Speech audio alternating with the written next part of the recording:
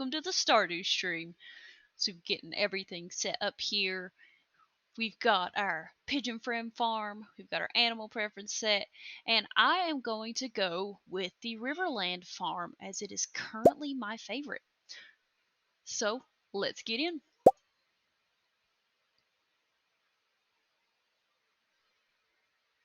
And it fades to black, and you watch your grandpappy die right in front of you.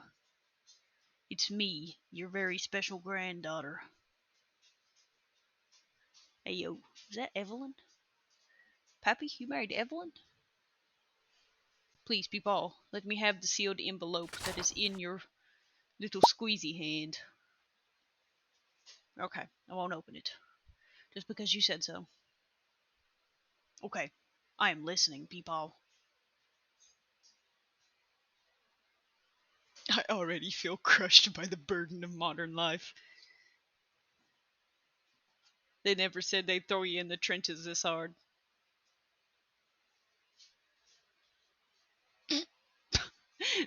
People out here spitting facts.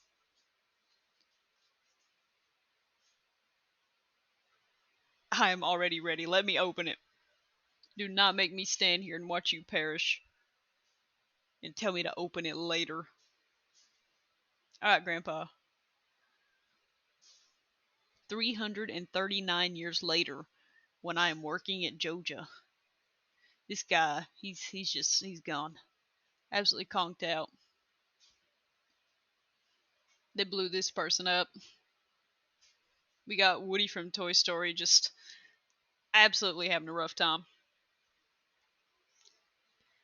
And then you get to me, who's exhausted. And Frank, my favorite coworker. Yeah, I'd be sad too if my desk was grody and Frank, my favorite coworker, was napping on the job. Open the drawer, me. Give it here. I am in dire need of a change. I lost Frank.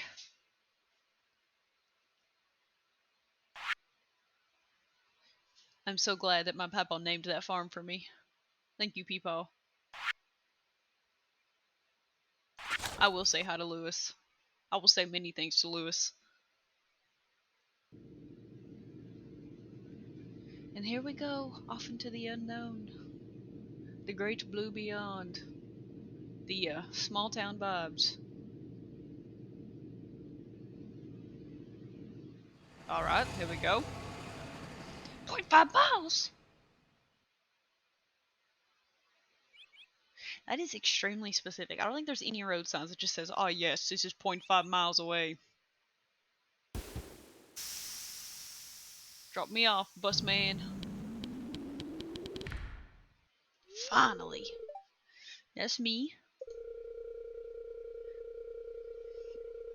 The local carpenter. Jesus. Alright. Let's see what we got here. Even though I know exactly what we've got here.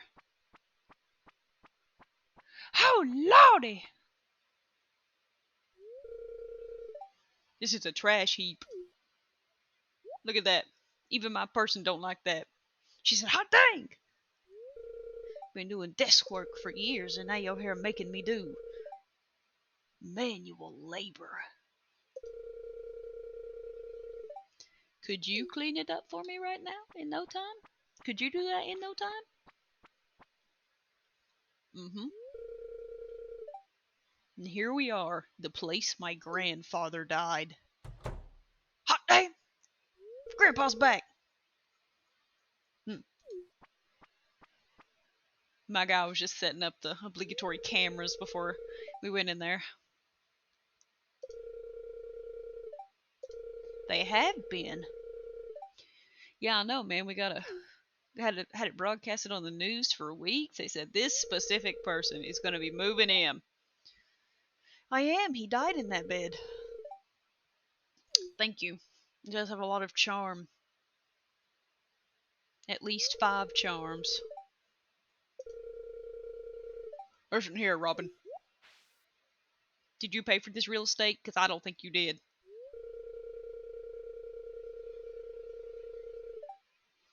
Well, now I'm just going to go spit on her house.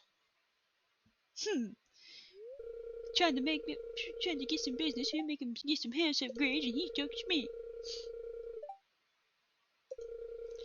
It's extremely rude. Look at her. She's mad at that guy when I should be personally offended.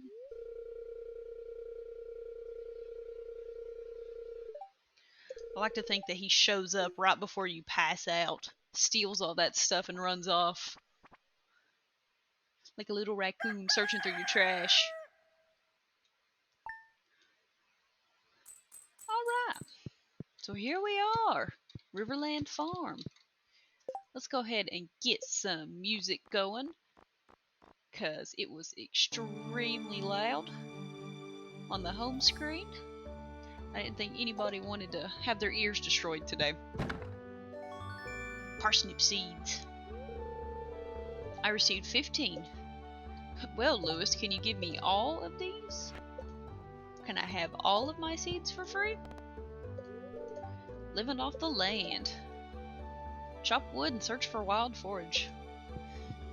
I will. Don't tell me what to do. Alright, people. We gotta get some of this debris cleared away. Too much going on here. Come here, frog. I'll put you in a tank. We'll be best friends. Alright. Get all of these cleared away. The main goal right now is getting all of this main area cleared off so that we can have a nice place to just do our thing. That's all we could ask for is a nice little farm to, you know, no longer do cubicle work and do back-breaking labor to survive.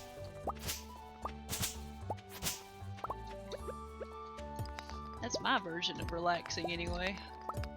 Whatever yours is, it has to be wrong. Back-breaking labor's the only way to go. Alright. So let's get all this cleared off, we'll get those parsnips planted, and then we will go and do some of the day one quests. Like going and hunting everyone down. I'm gonna do little rows like this. What does it equal? What? Get out here. Absolutely no respect for my symmetry. Alright. There we go. We'll go ahead and get all of this watered. Biggest blessing is the watering can upgrade. But I never make that upgrade until the winter. Because why upgrade and waste time when you could just wait for months before doing something? Alright, let's go say hi to people.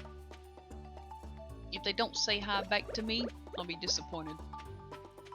Let's get some worms. Come here. Come here. There we go.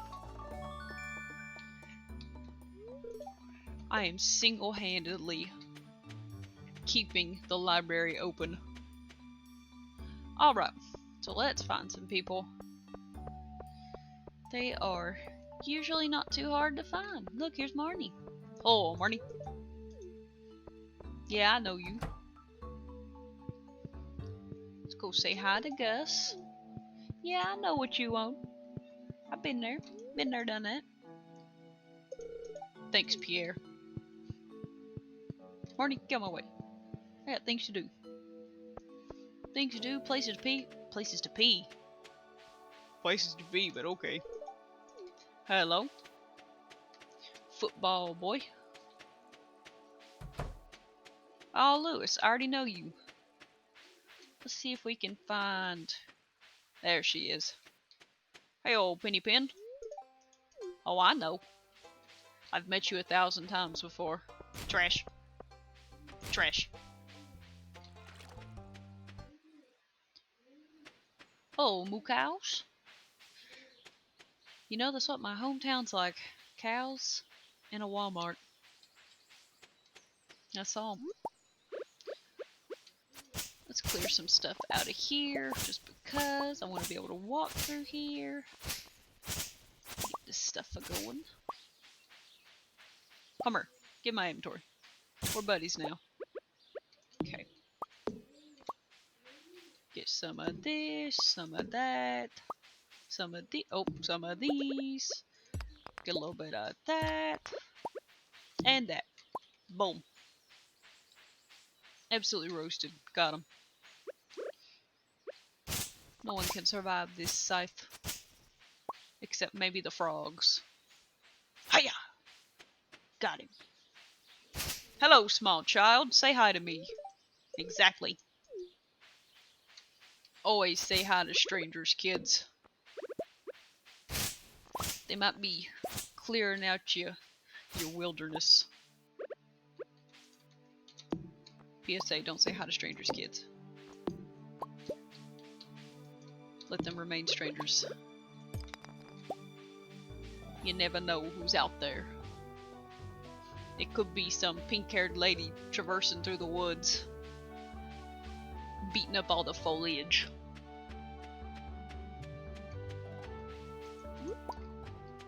Could be worse, though. It could be beating up, I don't know, trees.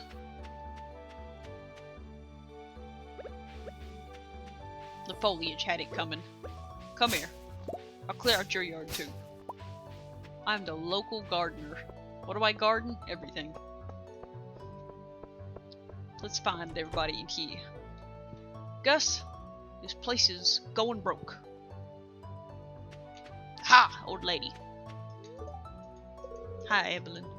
I can call you Granny? I don't think so. I just met you. I don't know if I want to exactly call you Granny. Kinda odd.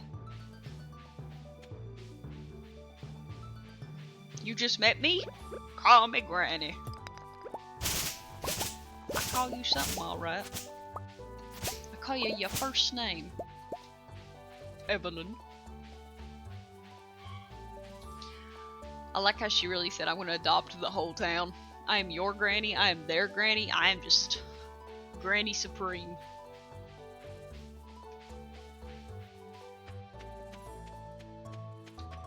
Ah, you. I did just move in. Can't you tell by the fact that you've never seen me before? Let's see where your pa's at. He's usually out here staring at wildlife.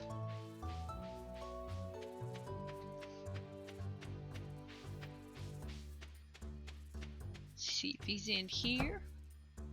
Aha! There's Pa. Such a cool name.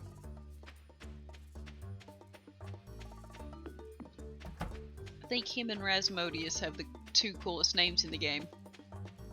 Wait, no, Gus? Linus. Wrong person. You want some of this? You're welcome. Always befriend your local wild dude.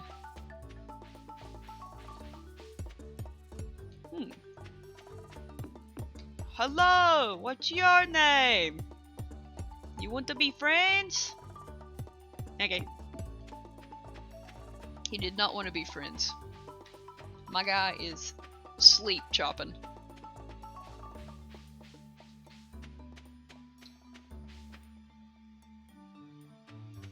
Hmm. 13 out of 28. This one always has taken a hot minute. Come here, you. I'm gonna eat that. Next person I find gets the scythe. Decimate their legs. You! Give me your legs. Hello, Caroline. I heard a door. Whose legs are getting it? It must have been up here. You! Give me your legs. Stolen. I met you. Anybody else in here? Aha! My fellow, unnatural colored hair person. You can read it on my face? No, you can't. You know nothing. Oh wait, are the local youths over here? No. No, they're not. You! Sup, Pam? Most people don't like you, but I'm very indifferent. I don't want that trash. You! Oh, the new farmer! That's me. It's me, Farmer Supreme. I'm the best farmer this side of wherever we are. This side of Stardew Valley land. Gah! Gone fishing! Where'd you gone fishing at? I don't see you, so it didn't happen. Ooh, a second one. Let's carry on. How much is this? 300? Yeah. What a costly bridge. Very expensive.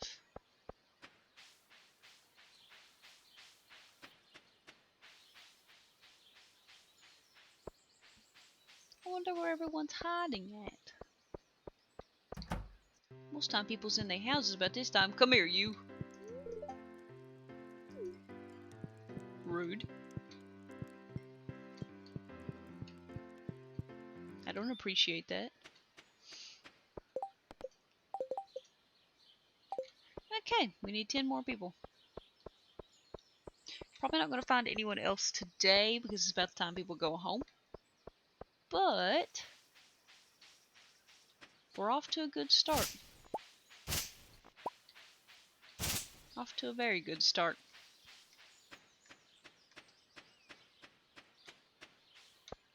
So let's go on back here and go back to bed. Yeah, it's looking good so far. Everything's just right as rain. We got some stuff that we can donate later on to that community center, so yeah, everything's going well. Clear some more stuff off, just make me feel better.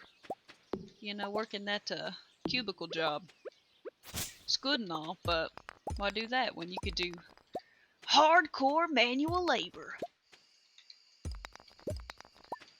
Gain some blisters, gain a callus. What are you doing with them smooth topping hands? Nothing. Now we're doing everything with these hands. Can I make chests? Yep. 50 wood. Alright, let's get some more wood. We need a chest. This inventory is too small for everything that I'm carrying on with. It's like walking around in a jean pocket. Those things are non-existent and couldn't hold a quarter if they tried. Now the goal on this farm is that we need ducks, and we need them fast. As soon as we can get ducks, we'll be living the dream. Pardon the pigeons in the background. They are currently yelling at one another because they're all saying, hey, I own this part of the room. And the other one's saying, no, I own this part of the room. So, if you can hear them, it's alright. They're just having fun. They're having a good time. We're having a good time. Get these chopped up. Really aiming for that chest right now. You may be wondering, why aren't you just cutting the trees? I don't want to right now. Perfect. I have made a mistake. I need to eat this. Sit over here. Get in my belly. I have made no mistakes. Y'all saw nothing.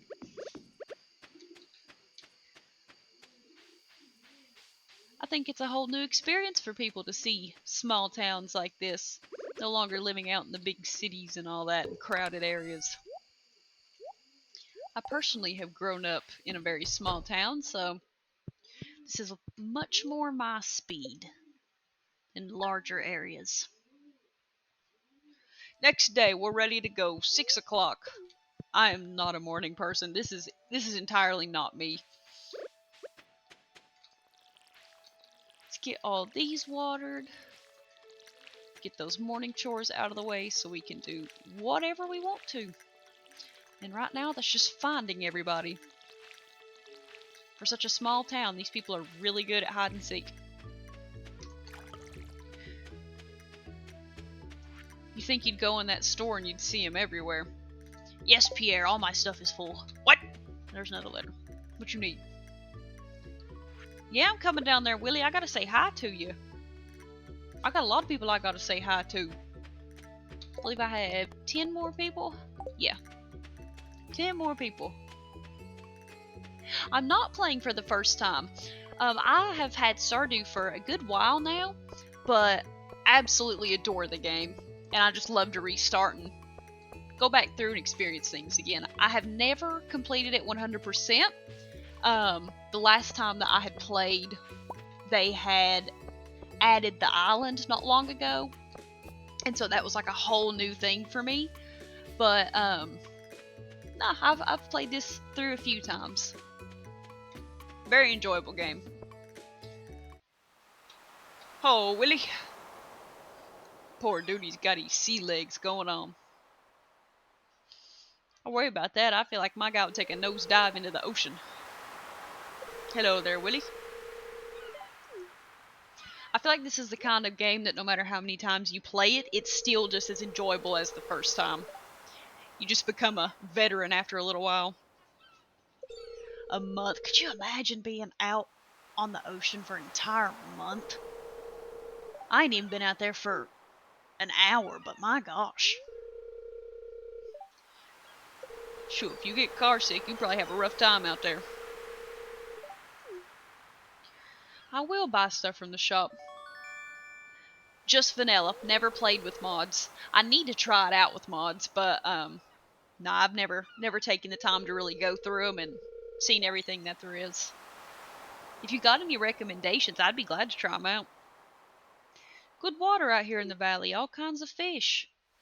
I know. There's so many fish. If it smells, it sells. Well, I can give you an old boot. It smells. You want to buy that? There are some people out there who would want to buy an old boot. If that's your thing, you know, that's on you, but you do you, boo. Try to... Oh, no, give me that muscle first. Hiya! Give me all this good stuff. We can feed that to the community center. It lusts for blood.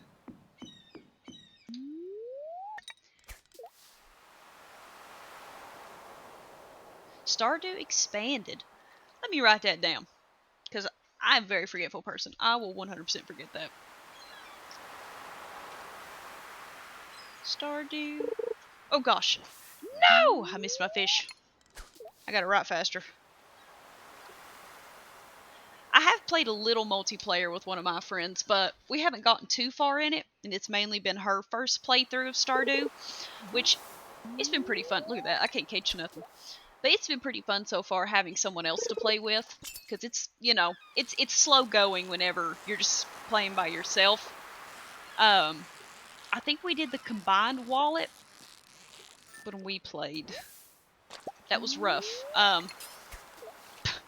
never thought I'd be bothered by having a shared wallet, but I would watch how much money I would bring in, and then my friend would spend it on stuff. But then I realized I'm glad she got to spend it on those things, because it was something that that did bother me for a little bit, because I enjoy having enough money in this game to do what I want to do.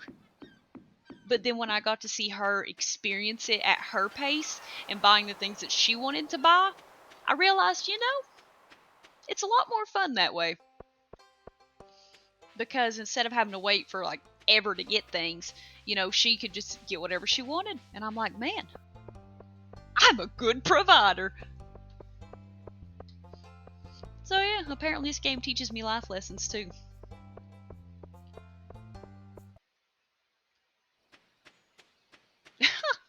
Yeah, that was kind of how it went for us. At first, the shared was something that bothered me. But like I said, the more that that I played, and the more that I just played the game for what it was and let her experience it, the more enjoyable it became for me. Because I was like, man, I'm getting to really just feel the things that she wants to do, and that was fun. But now, I did get a little salty about having to water everything, but we got that sorted out. It's just war. I can imagine if I played this game with my boyfriend, he would probably spend it all on just one random thing. And I'd be like, no! My money! All my hard-earned labor down the toilet. That's what we get these Stardew calluses for. If I can aim, it'd be a lot better. So I'm currently playing on my favorite farm style, and it's, oh gosh, about coughed. It's one of my favorite farm styles because ducks. Watching ducks on this farmland is the most enjoyable thing known to man. But if I could aim, I'd be enjoying it a lot more. But just watching the ducks swim around, oh, that is the goal. Favorite thing? It's not listed. Wait. Nope, I don't know where it's listed at. I know it's listed somewhere. But my favorite thing? The ducks. I do have a different playthrough where I'm decently into it, but I thought it'd be more fun just to start over. Everyone gets to start over together. Watch it from the ground up. Oh, got some pigeon war going on in the background. If you hear them carrying on, they're just yelling about many different things. Whether or not it's them saying this is my space, or they're saying, hey, come here. Anything like that. All three of my pigeons are boys, and they get into disagreements sometimes. But you know, they still enjoy one another partially, as long as they're at least 10 feet away from one another. But yeah, right now, we're just getting some stuff cleared out. I completely forgot about the fact that I was going around to say hi to people. But we'll clear a little bit more of this out, and then we'll go look for people. Now, I will say, regardless of how many times I've played this, I don't have schedules memorized, so wherever people are, I'll find them where they're at.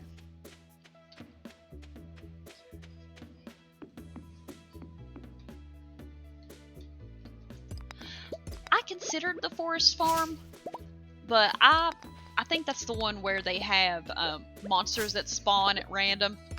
I just didn't feel like walking out my door and having to beat up a zombie. Or a little skeleton or a slime dude. This one suits me. Oh, that's another one. Gotcha. I can never remember which ones are which. I just know this one, the ducks get to enjoy. Forest farm show. Gotcha. I can't remember which one me and my friend played on. It had the stacked kind of farm where, could have been the hilltop, where it's got like an upper level and a lower level. I know I'm not being very descriptive on that. I can't, it's been a while, I can't entirely remember what it looked like. But we played on that more stacked farm.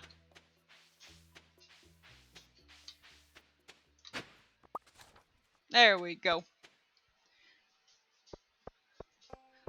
I'm providing this library every book that it could possibly own, and all of them are covered in dirt. The dirt is where the knowledge is stored. Alright, no one in here right now. Who am I missing? Who all have I not talked to? Let's see here. Okay. Go check their houses. This is like your neighbor kicking your door down. You're like, hello! I need to say hi to you. I don't see you.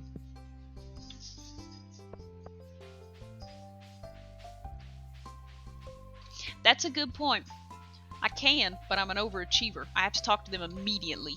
I actually had a friend play this who didn't get past the first few days of the game because they couldn't find everybody, and so they just kind of quit. There you are. Say hi to me. I am that new farmer thing or whatever.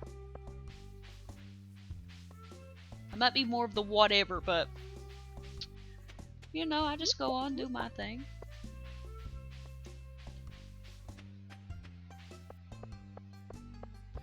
Let's see here. See, I feel like everyone should be in here because this is like going to your local Walmart and then seeing everyone that you know. Okay, I already said hi to y'all. Let's get on out of here. You, I've said hi to you. Turd. Absolutely got him. He's never been roasted so hard in his life. Ah, there you are. Apparently you're a bush. Okay, we're on this one, 22. Oh, I got you. Walmart is just a big grocery store. They got a little bit of everything. It's like I think I'm gonna be bold here. I'm gonna call it one of the bigger stores in America that people mainly go to get like their groceries and stuff. They can go to Kroger, just wherever. My hometown has a Walmart, and that's it. We got a Walmart. That is our tourist. What would you call it? Our tourist attraction. We have a Walmart. To your left will be a cow. To your right will be a Walmart.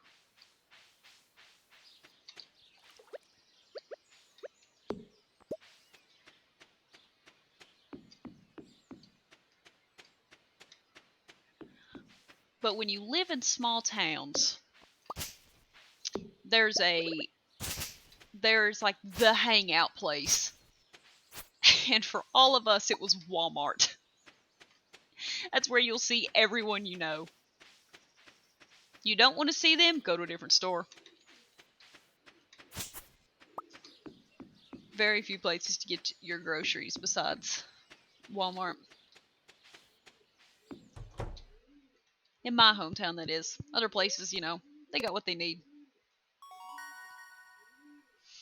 But my place isn't big enough to have more than that. Oh, it's a rainy day. Rainy days are the best days because then you don't have to water your crops. It's like free labor.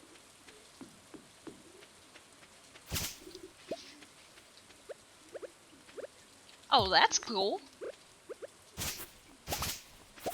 Yeah, you get what it's you get that small town life then.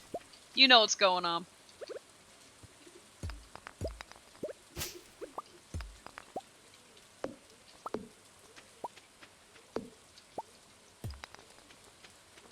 Oh, give me this rock.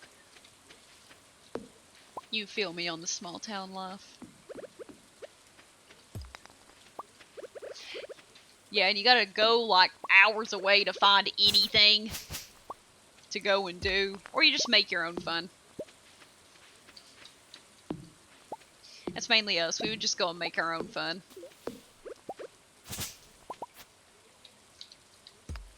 Whether that be playing games, watching videos, starting fires in the driveway, you never know. It's just whatever interested you in that moment.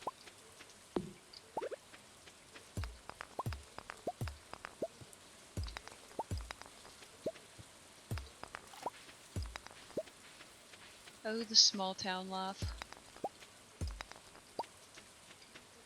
Well, hey, that's fun too. That's how I spent a large portion of my childhood was playing video games just with my online friends. Or just, you know, being outside a little bit. Not too much to do. Not too much to do. I feel like a lot of people think too, whenever you're like, oh, I'm from a small town, we have cows. So like, ah, did you go cow tipping? No. I have only ever heard of cow tipping in movies. I have never actually heard of a person going cow tipping. I feel like that's such an odd thing to go and do. Like, yeah, I'm going to go in this field next door and flip someone's cow. Why? I did have someone once tell me that I go up the sides of hills like a cow. I was like, okay. I don't know whether to take that as a compliment or an insult. But, you know, I don't know if it is or not. I don't know if it's a real life thing or if that's just something that's said in movies. I mean, I don't personally know anyone who's ever gone cow tipping. But, I mean, I don't know. I feel like it's probably a thing. Yeah, me too. Only ever in the Cars movies. Oh, no, that and Barnyard. Gosh, I was one of those kids that I would occasionally put in a movie, and I would always put in the movies that repeat themselves. You know, like they get back to the home screen and then they just play again. I was one of those people that would just put in a movie that would play again and just kind of listen to it as background noise. And Barnyard was one of those movies that I had on repeat. I paid no attention to it after like the 7th time it played, but like I know that movie word for word at this point. But nah, that was that movie's such a fever dream. It's so funny, but it's so odd. But it replayed, so I didn't have to get up or find the remote or anything. I just had to listen to it. But I found I'm one of those people that has to listen to something while I'm falling asleep. Like I can't just fall asleep in silence. If I sit in silence, I'll just think about everything. You know what I mean? Like you'll be sitting there and you're just like, remember that thing you did in middle school? And then everyone laughed at you for it? Yeah. Better to just listen to stuff. Foraging. A book by Marnie. I said on Marnie. Yes, this book, it is particularly about Marnie. Now, anything YouTube, anything on Twitch, just I've found that's a lot better than just putting a DVD in and letting it replay so you don't have to get up and hit the play button. I mean, it worked, but I feel like you'd pretty much almost go insane from listening to it over and over again. Archaeology. Thank you, Gunter.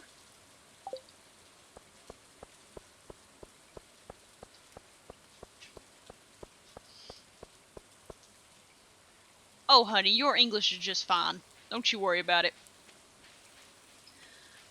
But now, I'm weird about it because sometimes I'll sit and I'll just let those thoughts go through and I'll be like, that thing you did once upon a time that makes you cringe into your very soul. Yeah, no. Sometimes I listen to them, but a lot of the times I just don't feel like putting up with them. They're just there to make me cringe, and I don't feel like it. I could be doing something else.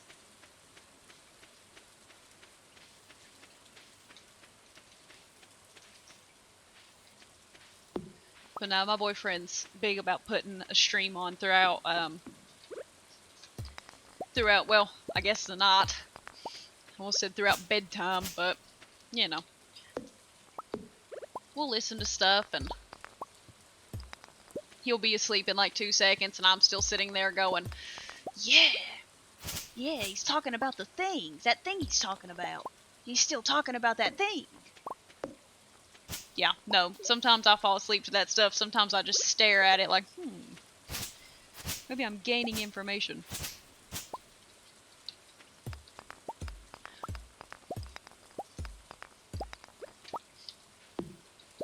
Usually, though, I've got, there's like a stream and a YouTube video going on, because I'm not too into listening to the stream, so I had to put on something that I would rather listen to. So we got the stream going, we got the YouTube going, we are overloaded with sound. And then we fall asleep.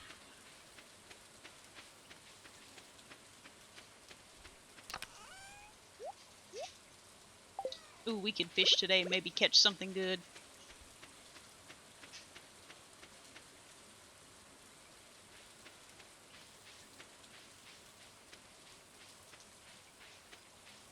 Yeah, it's nothing too crazy. Just putting on random video games and listen to them while you're trying to doze off.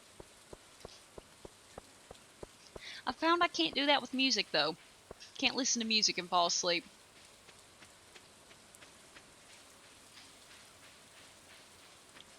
Alright, let's go find some fishies out here in the ocean. If Willie's not fishing, he's not a true fisherman. Only true fishermen fish rain or shine. And you're looking at a true fisherman right here.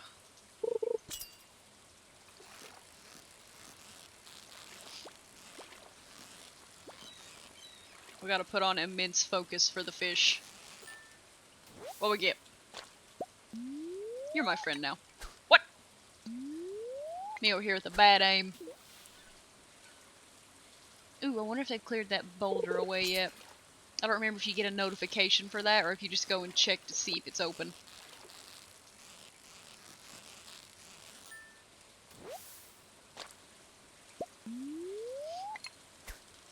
Listen, your brain just likes stuff and it's like, yeah, this is soothing. This is relaxing. This is comforting.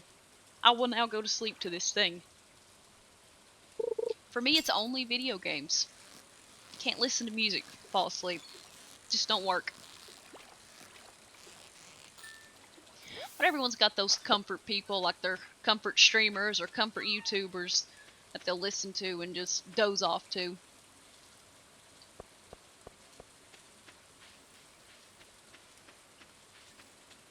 Well, I'll say everybody, but you know, everyone's got their own thing. Some people have to sleep in dead silence. Not me. I can't do that. I go down rabbit holes.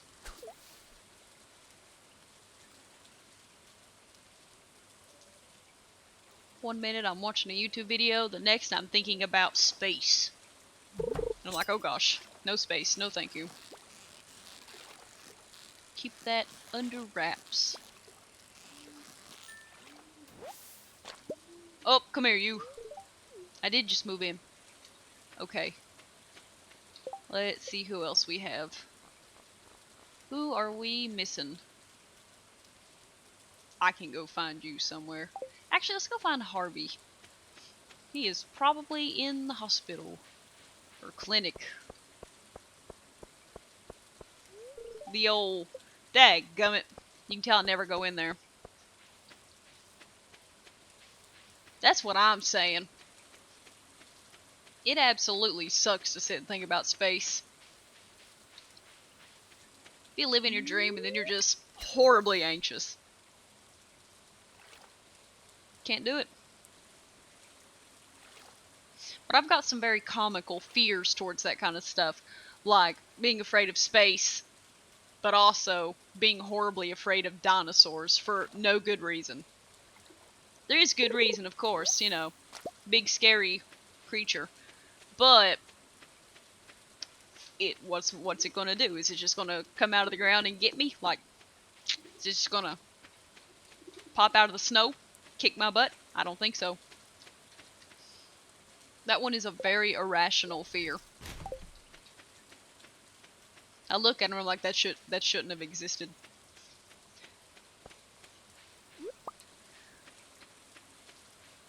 Ah, but science. It's fascinating seeing how things have gone through time. But then we get to the dinosaurs, I'm like, oh no, not this lizard. Oh, Gus. Gosh, I keep calling him Gus. His name's Linus. That'll be the miracles if I can keep his name staying as Linus and not Gus.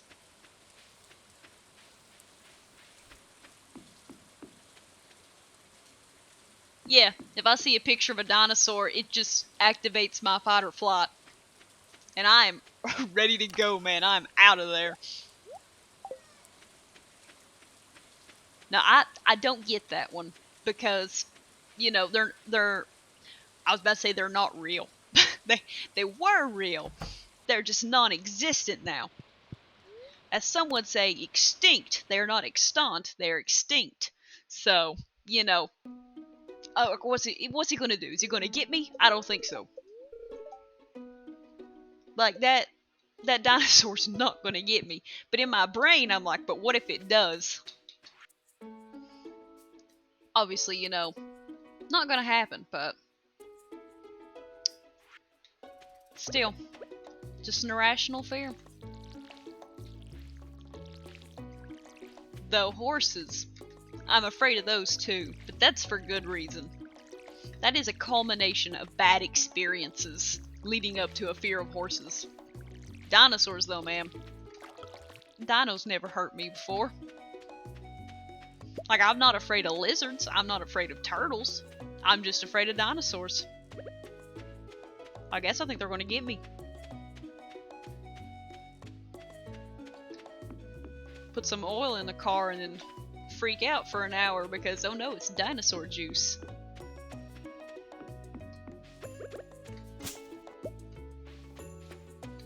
Exactly. That is exactly what it's like. Nothing's gonna happen, but what if it does? What if a single dinosaur just reincarnates itself with the sole purpose of kicking my butt? You know, you gotta be ready for it. That hypothetical dino, man, he gonna get me. I don't know, maybe I'll go outside and a lizard will bite my foot or something. Who knows? But see, like, not afraid of alligators. Probably one of the closest things you'll get to a dinosaur. Alligators are fine. Exactly. I would be screwed. Absolutely kick my butt. It has one purpose in this life, and it is to come and absolutely decimate me. It's funny too, though, because I love birds, and birds are the closest living relative to dinosaurs. So, you know, it's like I'm afraid of the bird 1.0, but bird 2.0 is great. Nothing wrong with bird 2.0. As a keeper of parrots, I can definitely attest to the fact that they are very dino-like.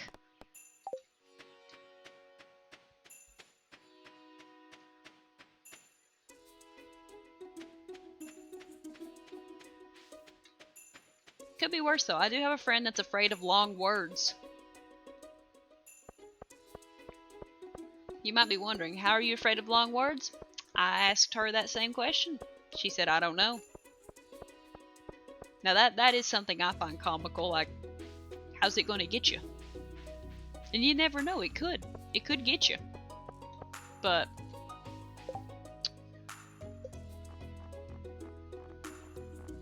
it is true that they can speak. So the way that they speak is that they mimic what they hear. And not all parrots really pick it up. It's just it's determined by whether or not they want to pick it up. So I have two sun conures. They don't speak. They have never spoken. They don't attempt to speak. I have a blue and gold macaw who does speak, and I have a green cheek conure that does speak. But the only thing the green cheek conure says is Petey bird. He'll say Petey bird. It's a very gravelly noise. But yeah, they are pretty entertaining. And yeah, the ones that can talk, they talk when they want to. You know, I don't have mine on any kind of command or something, or any kind of cue. They say what they want to when they want to. If they want to mimic it. They don't just mimic something out of the blue. Like they do, but they pick what they want to mimic. Entirely up to them.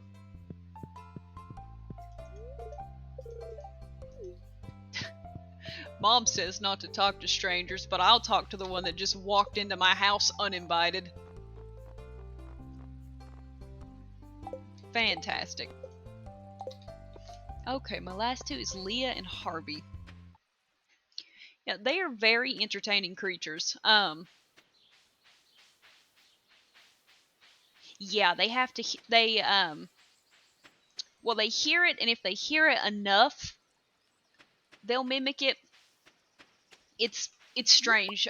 Some people have taught their parrots words, but mine just sort of pick them up. It doesn't matter how many times I sit and say one word to my macaw. If he wants to say it, he'll say it. If he doesn't want to, he just won't do it. Just up to him. And you know, I can respect that. I can absolutely respect a bird not wanting to say something just because it doesn't feel like it or it's not interesting enough. Like with Petey, the only thing he knows how to say is Petey bird. He doesn't say anything else. My macaw's name is Jimmy. He can say all sorts of different phrases. Hi, hello, bird, bird Jimmy, quick, cut it out. No, stop bird. It's anything like that. But yeah, they're very very selective on what they say. Really just depends. It's kind of like finding a Twitch streamer. If you find one that's entertaining enough to, you follow them. If they're not, you don't. Same thing with birds picking up words. If they like it, they'll say it. If they don't, they won't. Or, you know, if you say it enough to them, they might. I'm trying to think where Leah could probably be. She's usually standing somewhere in nature. And I can't enter her house. She's the only sensible person. Her and Elliot are the only two sensible people in this game. Because they keep their doors locked. So that neighbors can't just walk in. Only two people with a real home security system. Their entire standard is give me enough, and then I will carry on. Last I looked, which was right before I booted up this game, I had 126 hours on this game. Though that means nothing in my memory. Because whether or not I remember things is entirely up to my brain. Aha! Here you are. Entirely up to my brain. If it wants to remember something, it'll remember it for years. If it doesn't, it's gone in seconds.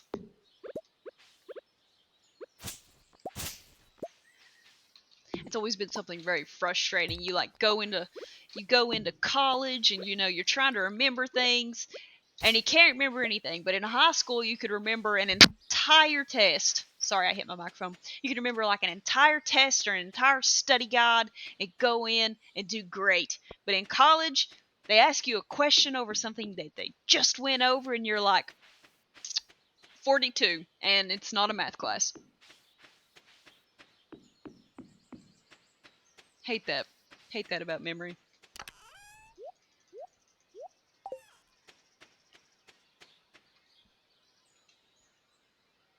Oh, yeah. 127 hours. Nice. Oh gosh. Back to game. Yep, 127 hours. How to win friends. Give someone a gift. Where's Linus?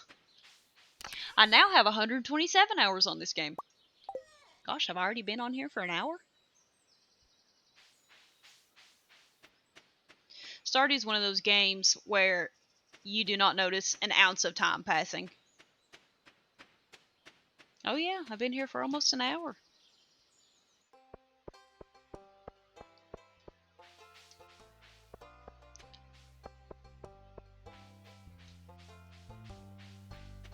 Now, I did used to play this game really hardcore to the point where I could pass an entire day by just playing.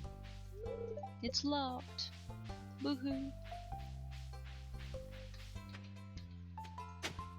It was hard not to lose entire days to this game because it's one that you just get so immersed in while you're playing it.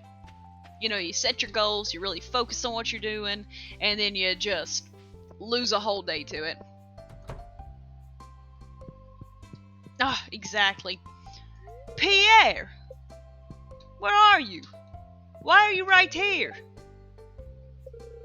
Well, gee, I'd like to buy some produce off of you, but you're standing right here when the counter's right here. Look at me. Look at me, I'm Pierre. Buy some things, I'll sell your products. Look at me, I'm Pierre. Dadgummit, Pierre. Go do your job. Over here, I'm doing all this back-breaking labor, and my guy said, nah, you want to buy some seeds? Not on my watch. Dadgummit, Pierre.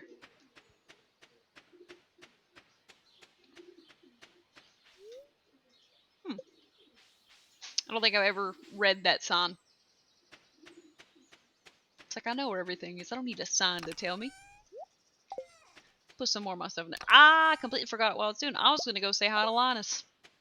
Well, back to Linus. I can go this way. This is faster. Maybe. It feels faster. It's probably about the same distance.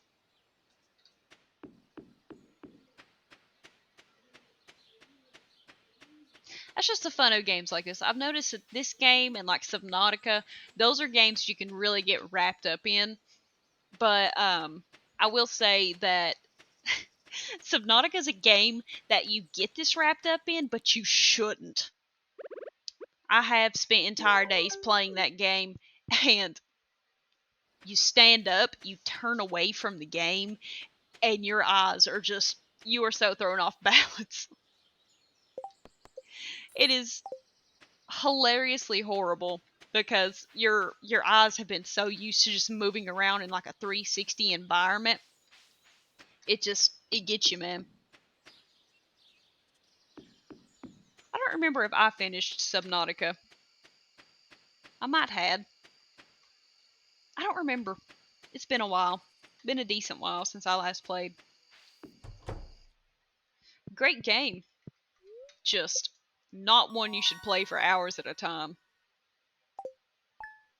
Or you should at least turn around and look at the real world for a few minutes before turning back to it. The old, you know, staring at something that is not moving at the rate at which everything else around you moves. You know, it's fun, but it's definitely a very trippy experience. Very trippy experience. You have removed the landslide. Thank you, Joja Mart. The only good thing that you will ever do. Reach farming 1 and craft a scarecrow. Raising animals. I will be getting animals as soon as possible. Best part of the game. Having you little critters.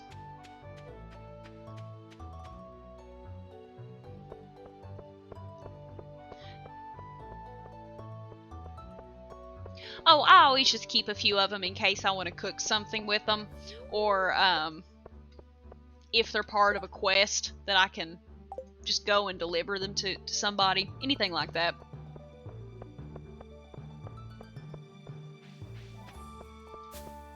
I tend to hold on to at least 5 of them. And I do like to make chests for each season, and I'll put them in there. Just in case I need them for something. Ooh, I can actually go mining today, just realized that. Excuse me, birds.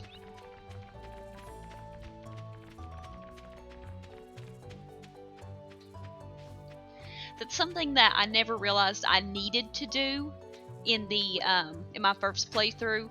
So from now on, I just kind of keep hold of things so I can make sure that if I need them, I have them. Like George really likes to have hot peppers, so it's good to have a stock of hot peppers because he'll give you a quest on that. Like, a good couple times. Especially ores and stuff. I think there's sometimes someone wants an amethyst. There's a lot of those little recurring quests that you can go and just do immediately and get you some basically free money. Put this down up here, actually. It's probably one of the only smart things I do, is I keep hold of some things. Because, man, I have my moments. Like, I've got a degree and everything, but that means nothing in the face of my own dumbness sometimes. It is Farmer Me. What you got for me in here? Let's see here. Okay. We are going to take some cauliflower. Take some potatoes. Yes, I do have a main game where I've got through the community center and gotten to the island. Oh lordy, I'm out of money. Well, might as well spend the rest of it. I ain't got nothing else to do with it. Yeah, so I do have one where I'm on the island. I get in these times when I'm really going and playing, and I've got all these plans to do, and I'm gonna do this in the game, then I'm gonna go and do this in the game, and then I quit playing for a couple months, and I'm like, whatever I needed to do, whatever grind I was on, not anymore. That entire mindset just goes out the window. I haven't done a 100% completion of the game, but I think I had gotten decently far on my main game.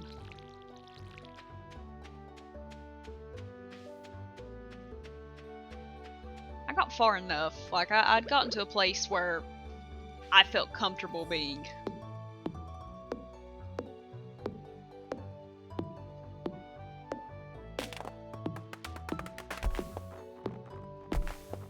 Which it actually wasn't until I saw a random video that someone else had posted that I even realized that the island was a thing.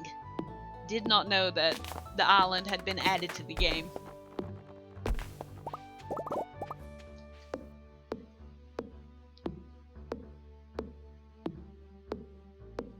I do enjoy the vibe of the island though. Very enjoyable. Come here, you. Okay. We'll put this stuff up and then go to the mine for just a little bit. Is there anything I want to take with me?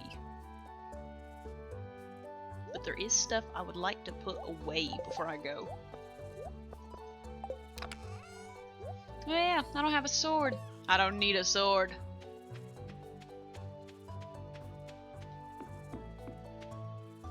Ah, see, that sounds so tedious.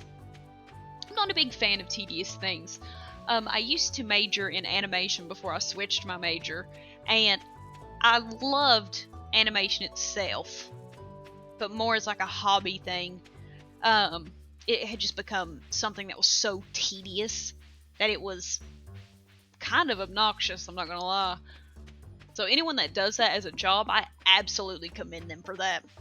Because I couldn't do it.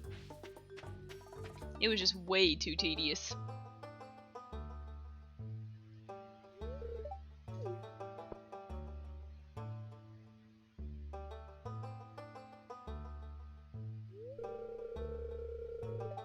I was just looking down here. It's been abandoned forever. I love how they still have this whole Adventurers Guild, and yet they don't do adventuring. But then again, like, they are old, so, I mean, like, they probably shouldn't be down in there. Go down there and get wrecked by a slime. Hello, Marlon. He says I have to make you a member, because if I don't, we won't have any adventurers in the guild.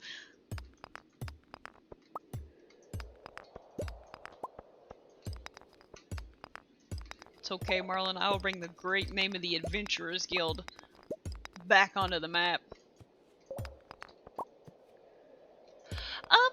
Not really. I put roads out to where my stuff is, but decoration-wise, I'm not great at decorating things. Never have been. So that's never been. Oh, thank you, Miss Carter. But I had never been really good at doing the whole, decorating. Even in my actual life, I'm very bad at decorating. So it's mainly just aesthetic things, little tiny things like pathways. And that was always enough for me. But now I will say that I would love to try to find some mods to make the farm more aesthetically pleasing. But it's not really been something I've looked into, modding the game. Just always played this vanilla.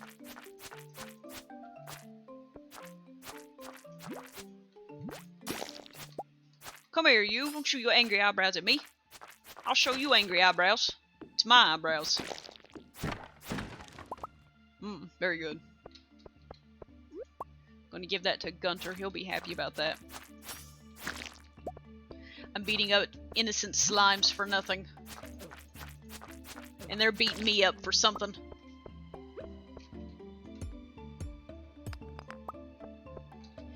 Yeah. I'd be afraid I'd mess something up trying to put mods in here. There was a whole opal ore up there, and I just walked right by it. You know, there will be more opal in the ocean, and I will get it one day. Not that one, but I'll get a different one. I really did just look right at that and say, nope. Keep you for 2 seconds and I'm gone. Not like I have very much room in the inventory for it anyway. Eat this radish. Give me some of that energy. Okay, anything good down here? Come here, you. You're coming with me.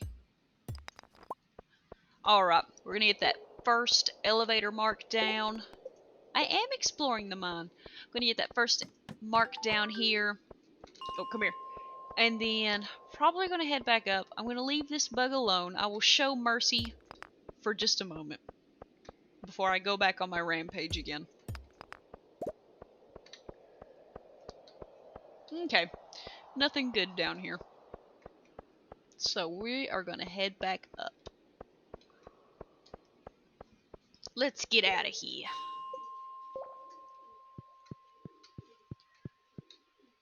There's a friend over there, and we're gonna become best friends. Deeper in the mine. Eventually, we need some good inventory space first. Kinda garbage to only have the first row of inventory. What time is it? It's 8:30 p.m. I am in Central Time Zone. Very different for me. I've always lived in Eastern Standard, but now I live over in Central. So that is an hour behind what I have grown up with. So I've spent my entire life 1 hour ahead, and now I'm not. Which you wouldn't think is very odd, but man, does it throw off everything that I do. I look at the time, I'm like, oh my gosh, it's 10 o'clock? It's so late! You are 7 hours ahead of me? Oh my goodness. That is crazy. Gosh, what even time is that? You're up so early! Have you been asleep?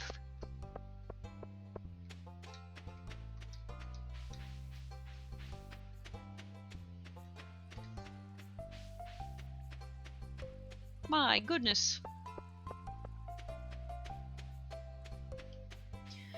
Well, listen, some people really enjoy that. growing up, I always liked to be up later into the night because, you know, you'd go to school and then you'd spend your whole day there. You know, you'd spend your afternoon doing homework and stuff. And then during those early hours, that's when you really just got to exist and, you know, do your own thing. So, growing up, I used to stay up pretty late, but I don't now. I'm like an old woman, falling asleep at a normal time.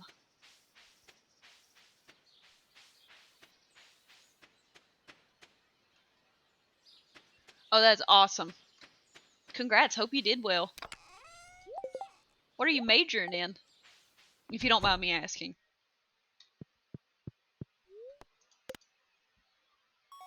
Gosh, I'm I'm so glad to be done with any type of finals. I hated those things.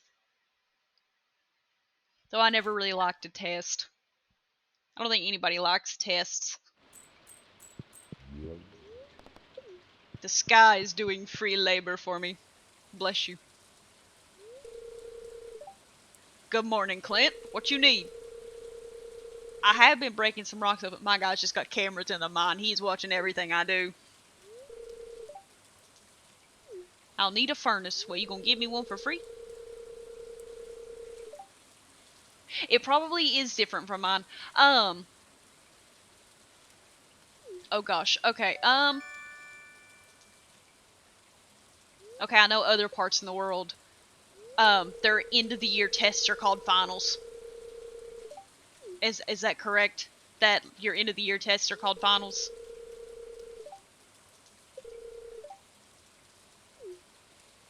Like whenever you finish up a class or something.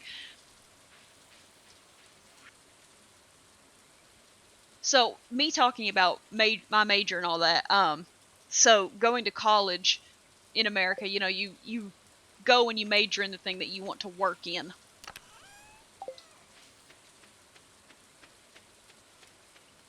So our finals, you know, were just our end of the year tests for our major. So, like I majored in biology, so any of my tests were biology related. What is my journal? Initiation, 10 slimes, craft a furnace.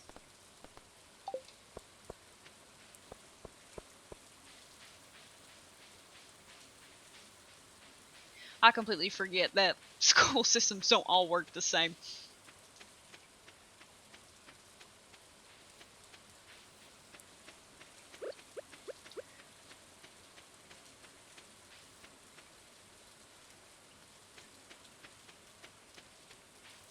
Oh, okay.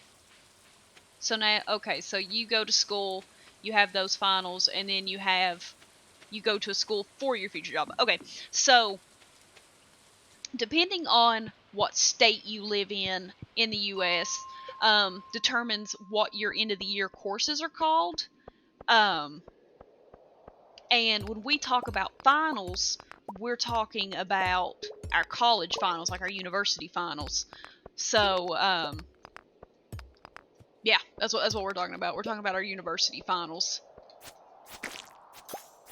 And then, because now I'm not sure, I'm not fluent in all of America's different school systems, but the ones that I have been in, we've never called our end of the year tests finals. It's not until you get to college that you call them finals.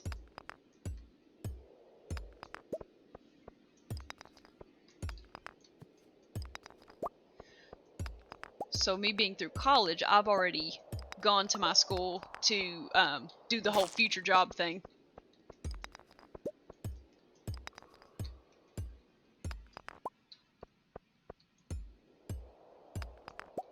Oh, I got you.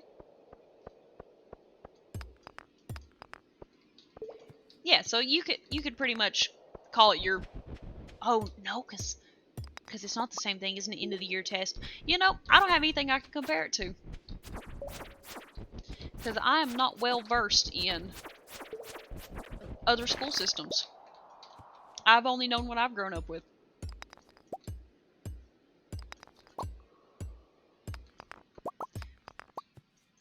So is this like a is this like a test that you do to get into one of those future schools? Or is it just end of school tests?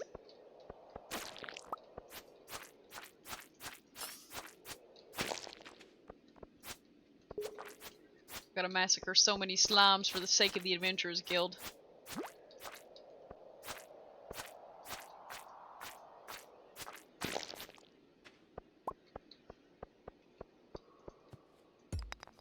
Bop, bop.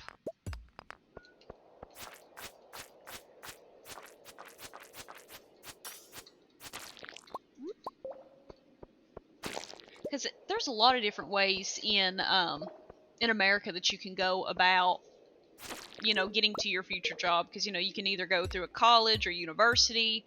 You can do what's called a vocational school, where you'll do like a, well, I've always been told it's called a trade.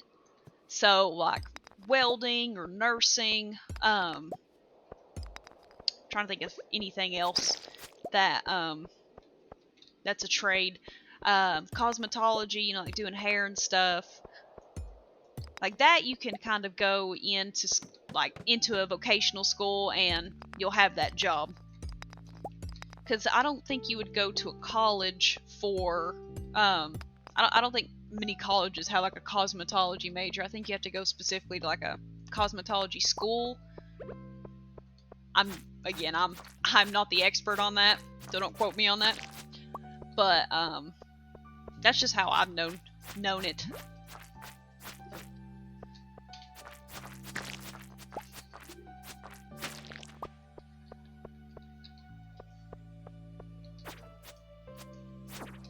Oh, I got you. For us, we do SATs and ACTs, which, as someone who's going into education as a job, I don't think they're that great, because they just test you over very random things. Like, it'll test you over math, it'll test you over reading, stuff like that, and then you use that to get into a college or university, and then you have to go through the college or university to get a job. So it's like, there's so many steps. They are ridiculous. And I've never really thought of the SAT and the ACT as a great judge of people, because, you know, like, people are strong in their own different subjects. Like, I've never been great at math. And I've always excelled in more of the sciences, but I've never liked the ACT or SAT for those reasons. I don't think you can fully judge a person and how well they're going to do in a university setting based on that. But the hoops you gotta jump through. There's a lot of them.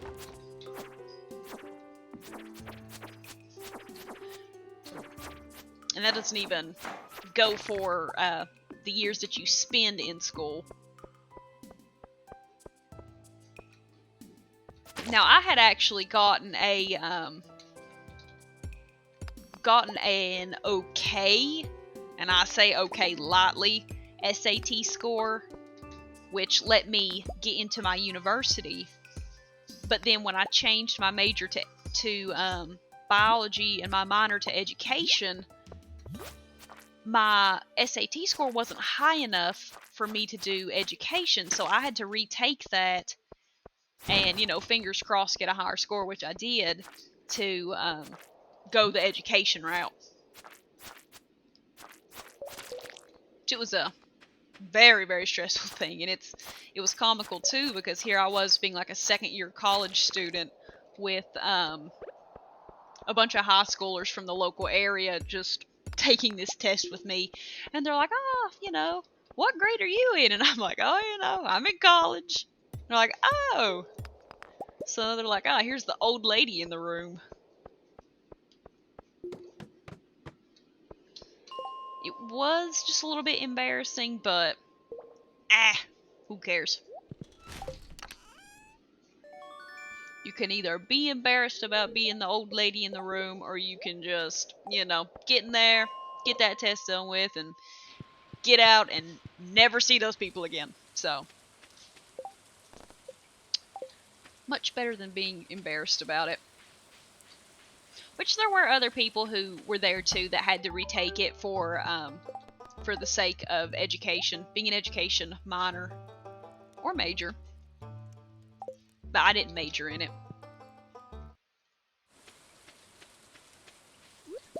So essentially, to teach in America, you have to either major in education. That's mainly like your elementary education, so like the younger groups. And if you want to do the upper level of education where you've got the older groups, you have to major in what you want to teach and minor in education. So I majored in biology, I minored in secondary education, so I would be a biology teacher.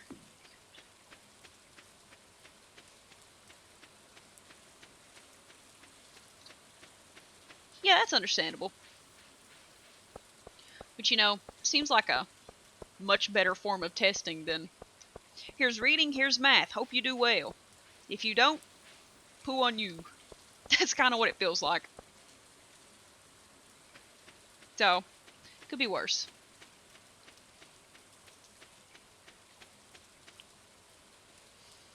I really wish they tried to teach other languages in America. You know how other countries will have their language and then they'll add on another language, which typically is English. But I wish America did that. Because now I did have Spanish in high school, but to say that I can speak Spanish at all is a massive overstatement. Very, very massive overstatement. And that was like 3 years of being taught it. So they'll teach you a language for like 3 years, and if you really, really want to get into it, you've got to take it in college. But by that point, it's just more money, so it's much more expensive.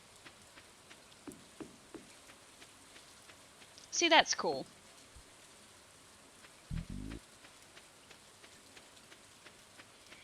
It's interesting too because a lot of that stuff is taught at a younger age, so you've got a better chance at absorbing it. I feel like at this point I'm old, and I'm not old by any means, but I feel like I feel too old to learn another language. Like it won't stick in my brain. I'm fresh out of college. Like I'm not old by any means, but it's just it feels like at a certain point, like it's very difficult to attempt to learn something like another language. And you can try apps, different little apps to try to learn it, but even then it doesn't stick.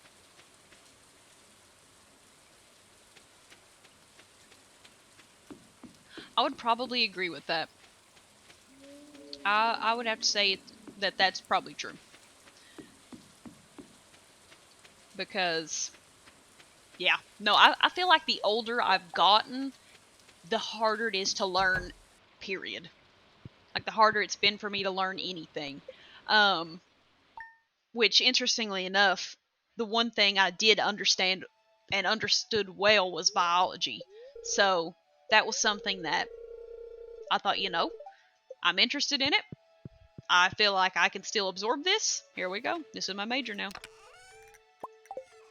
It was more of a, if I was a teacher, what would I want to teach? And I went through all the subjects, and I was like, well, I was good at biology in school. But it wasn't until I had really gotten older that I started to understand biology, like the pieces connected.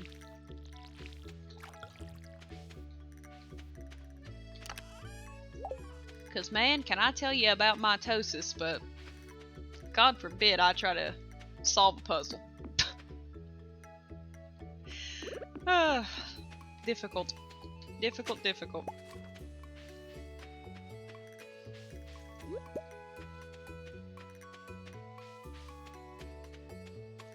Which I don't know. I think it's odd because I feel like the older you get, the more things should make sense to you. But did the world not prepare me for that?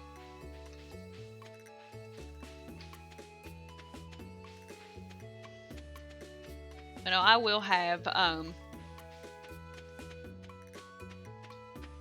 yeah, IT's the thing in America. Yeah, lots of people doing different computer stuff, IT and all that. I did learn, well, partially learn one type of coding, and I had learned just a little bit of Python. To say that I could still do it now, no. It's been like 3 years since I had last done it, but during the time when I was an animation student, we got to work on coding, and yeah, that was something else. But it was still a good time. That major was just not for me.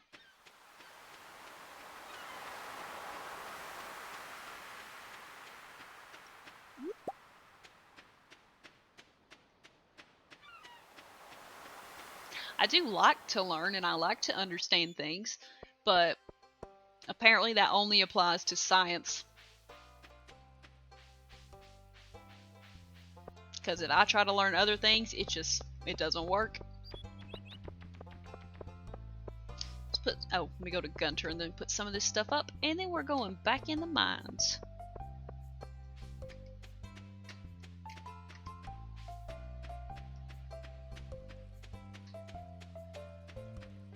It is funny though to like be in a classroom and watch the way that people interact nowadays. And when you know that something was hard for you to understand, you can really try to help piece things together. Oh, thanks for the follow. You can really help piece things together for other people who, you know, don't understand that type of stuff. I think that's what kind of made me want to do education, was helping people understand things that I also had a hard time understanding. You know, like, I remember being in the 7th grade. You know, that was like middle school times. So trying to learn mitosis and meiosis, like, that made no sense to me. Absolutely no sense. There were all these big words, all these crazy concepts, and I had to find out how to piece them together. But it's really interesting to see how you can make that click for other people. I mean, that stuff's hard. Little 7th grade me didn't understand it. Big kid me understands it, but man, did 7th grade me not have a clue what was going on.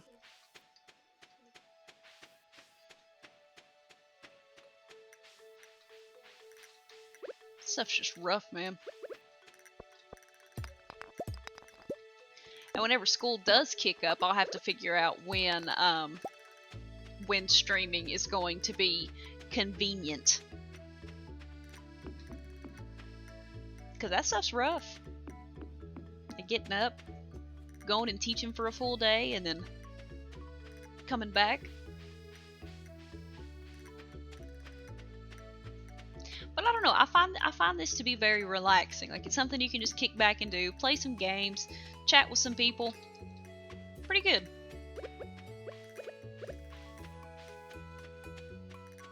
But I have yet to set an actual stream schedule, mainly because of that.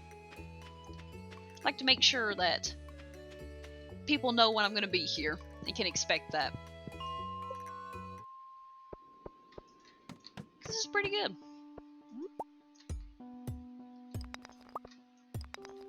I do commend anyone that goes into like actual computer work though, because computers are a pain.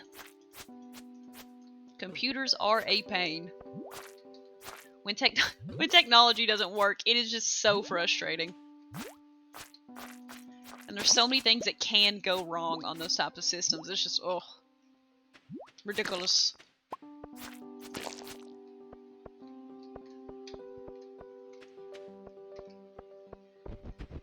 Oh, hello you. Hot potato, hot potato. That's what you are, a little hot potato. Wonder why he's so sad. Yeah, I will say it is strange to stream, and you know I've this is my third time streaming, and my first two times, you know, it is kind of like talking to a wall, because you know you don't really have anyone else there with you, so you're just talking. But it is it's strange to just talk to nothing.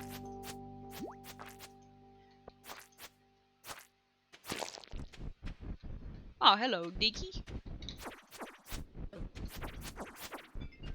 Oh, sorry about that.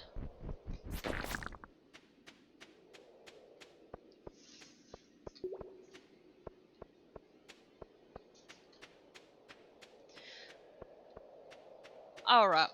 I am pretty content with the way this level looks, so we are going to move on down. What we got you?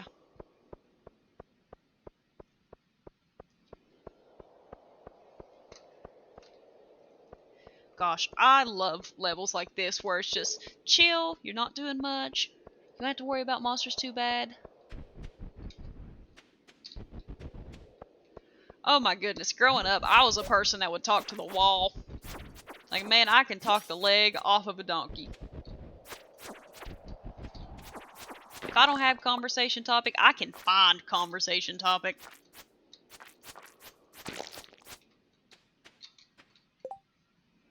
Had to sit and just ponder my inventory real quick. It is difficult to just talk and fill a void that, you know, is just not really there. But again, I remember one time getting in trouble in elementary school for, believe it or not, talking. And what they would do is they would sit you by yourself at a table during lunch and just, you know, make you sit there by yourself. Which, you know, I feel like is not a great punishment, because, you know, you're already spending your whole day in a setting where you don't get to talk. You have to sit and listen to other people. Listen here, slimes. Y'all are giving me one heck of a time. But you know, you have to just sit there and be punished for not being able to sit and be quiet for 8 hours of a day. So I always thought that was kind of unfair to kids, to make them just sit there and be quiet. You know, we're very social creatures. We gotta have time to speak and exist. Just weird to expect people to not be able to. Especially kids, you know, like kids, there is so much going on inside of a kid's head at any given moment. And to just leave them in silence all day, like, it just not really great for them. Wasn't good for me. I needed to talk to people.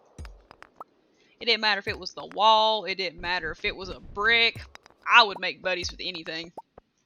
And I'm a person that packs bond with everything. If I hold on to a rock for too long, I have to take him home with me. If I don't take it home with me, I just feel bad about it.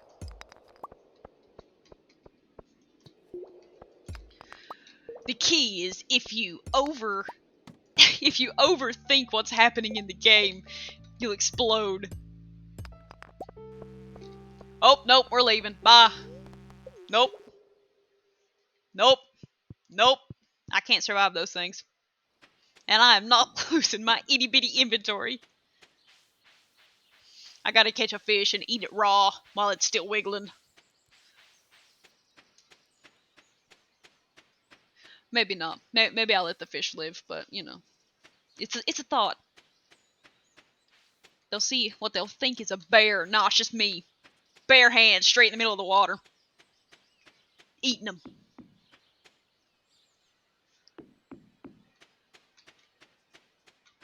I'm the one who gets the fish. Bears in this game, they starve because of me.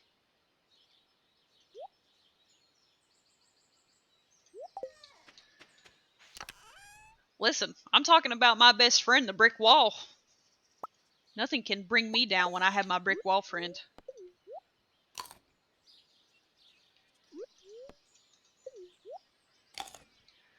That's what I don't like about not having a bigger inventory. Not being able to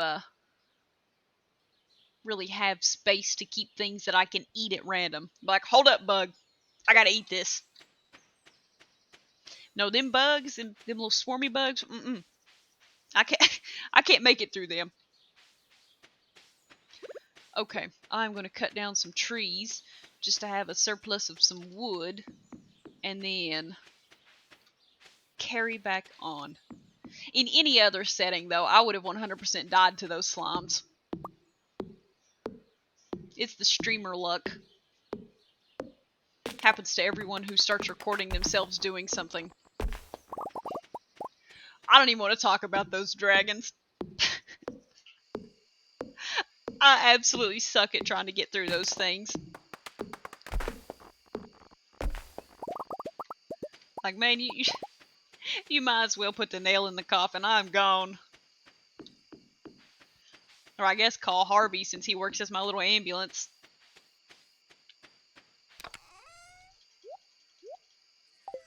Harvey's just got a little tracker on you at all given times. He's slapped the air tag on you. You can't escape Harvey. Oh gosh. My organization is horrible right now. Okay. Here's where the chests are starting to come in. Gotta have 2 more. And I'll be happy for the time being. Okay, so we gotta have a fish chest, which has to be blue. Fish are blue, of course. And we gotta have a chest for my mining stuff. Okay. And this will make me happy. I have to be some part organized.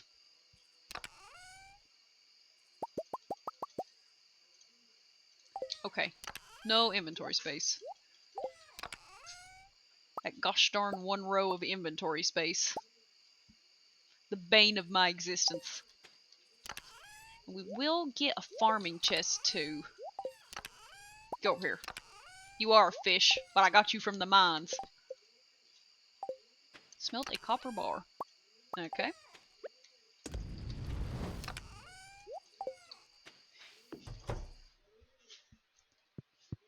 I hate when the skull caverns get wild. That kills me. Freaks me out so bad.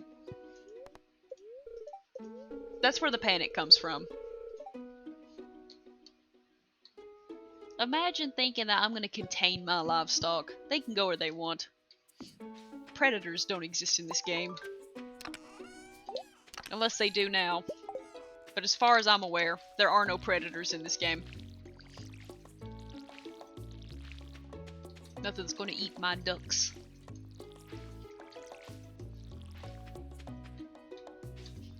Me too. The first time I ever went in the skull cavern,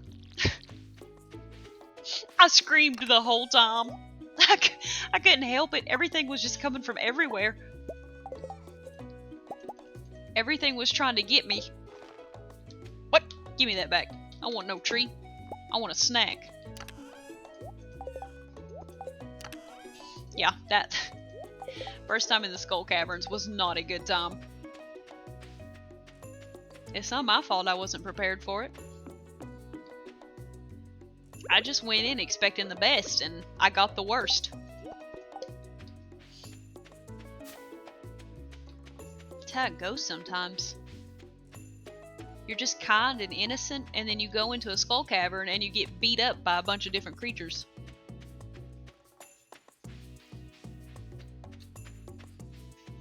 Oblivious to the world.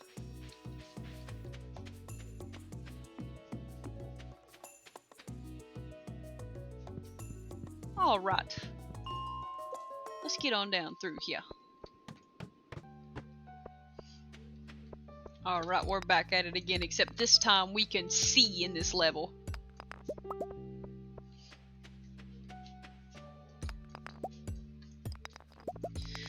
Maybe it's just the fact that I've been through college at this point.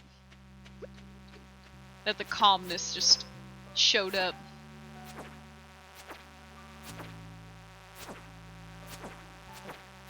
I'm like, there's worse things. Like a timed test.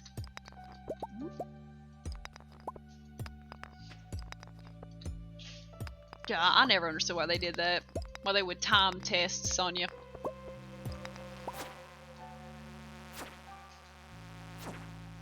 I get that they want you done in that century, but still, some people need time to think. Tests are just overwhelming.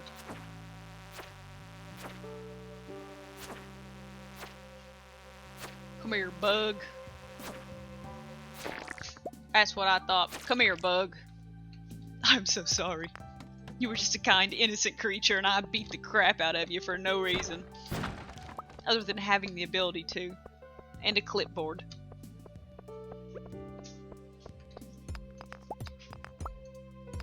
See, this is where the pack bond thing came from. In my mind, I just thought to myself, oh, he's just minding his own business. And then I hit it with a sword and killed it. And now I'm heartbroken over a bug. Never over the slimes, though. These things are pests. It's like the Stardew Valley mosquito.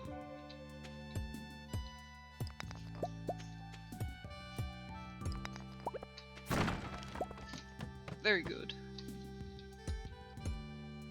Alright. We're back to this level. I'm gonna name these things Doug. Hello, Doug. Thank you for the mild explosives, Doug.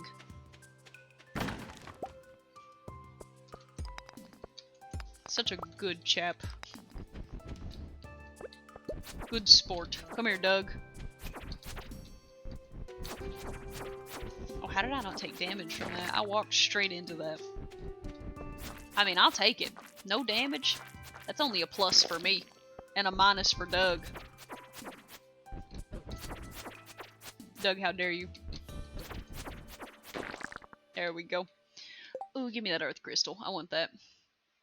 What do I not need? I don't need bug meat. But I would like to keep the bug meat so I can eat them later.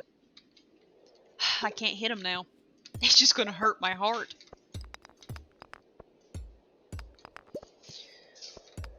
They ask me what my favorite hobby is. It's eating bug meat.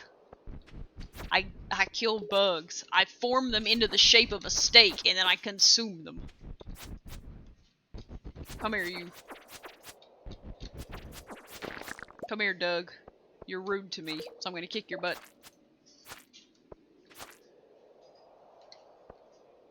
Come here, Sly. Where you going? Surely you haven't gained a fear. Oh, look! Stairs. We're on level 14. We are so close to a new level. I can smell it like a bloodhound. I can also smell that bug like a bloodhound. I'm the one who knocks. But only knock-knock jokes.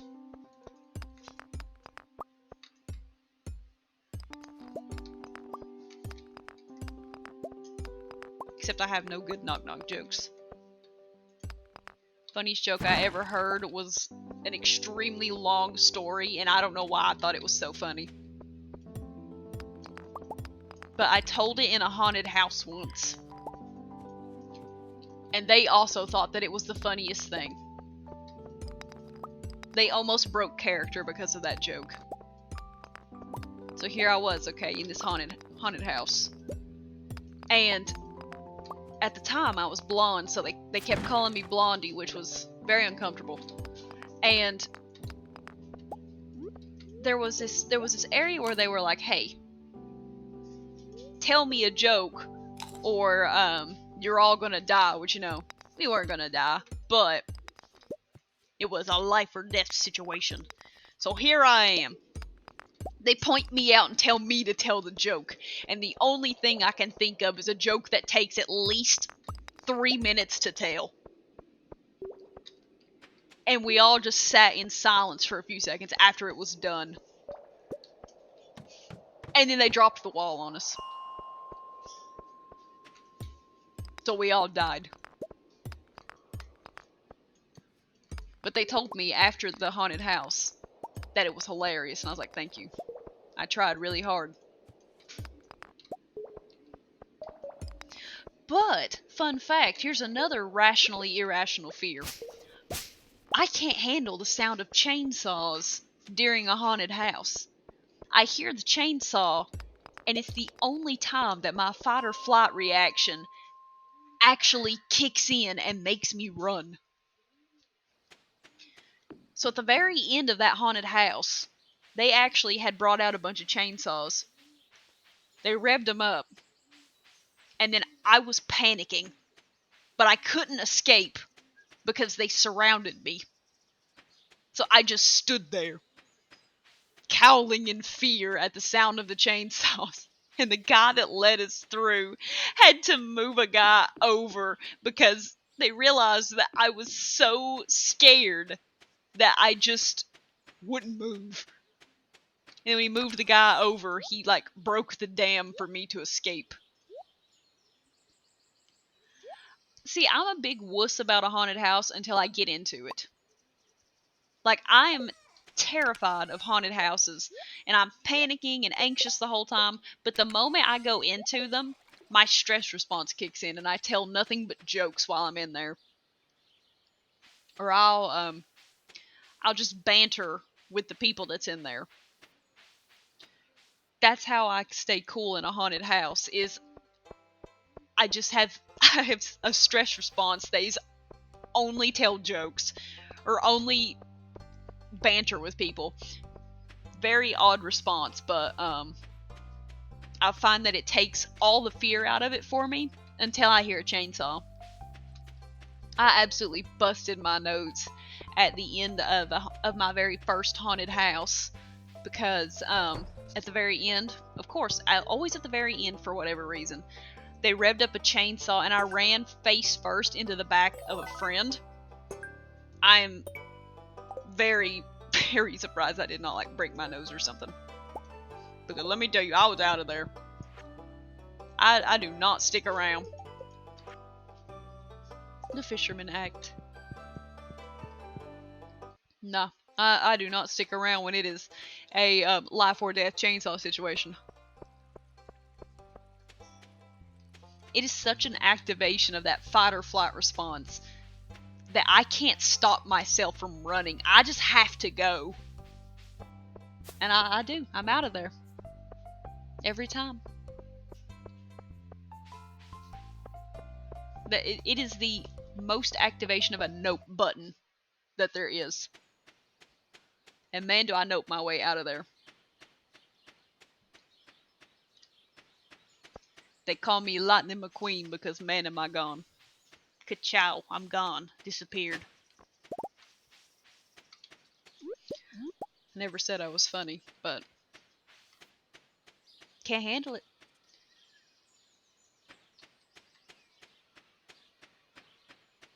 Which, I think is very rational. If you thought that you were about to get chopped up by a chainsaw, you would also take off running. Which obviously, like, I know it's not going to happen, but it's like the dinosaurs. What if it does?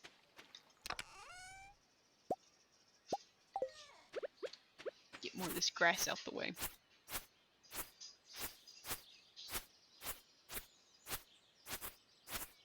They are fun, but I will not go into hardcore haunted houses. Not a big fan. It is more likely than the dinosaurs. But you never know. They could re-evolve and then kick my butt specifically. But I'm not a big fan of big haunted houses. I get too stressed out about going into them. And then when I actually do go in, that's where the humor comes from. But I mainly don't willingly go into haunted houses. I end up in situations where I'm going into a haunted house. I've only ever been in 3 of them. And 2 was the same haunted house, but different years. Because they switched up the story each year. Oh my gosh, the first year though, they had a kid who was an actor, which, I mean, you didn't know he was an actor until till the very start of the haunted house. Because I mean, he'd be sitting there with you and he'd be talking to you like, "Oh, I'm so nervous about going in. I'm gonna go in by myself. This is my first time going through." And then that kid just plays you for a fool with some stellar acting. Like, I have to say, that kid was a great actor. Not gonna go into details because I don't want to spoil that kid's genius, but fantastic acting.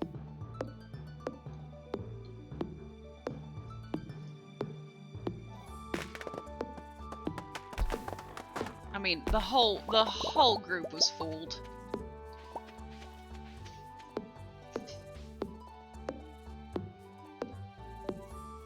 Now, I do have to say, the guy that would lead you through, he was just phenomenal.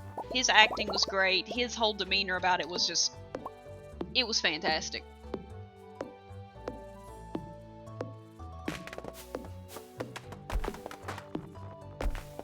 But no, places where you have to go and sign a waiver, no, I am not going in one of them. I am not getting stuff thrown on me and no, can't do it.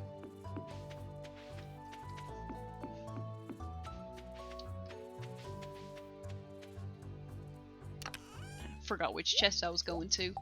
Let's see what I've got in here. Got my signs. I'm not going to do paths yet because I don't have anything placed anywhere. But, oh my goodness, I've already got little to no energy. Still don't have access to that area up that way.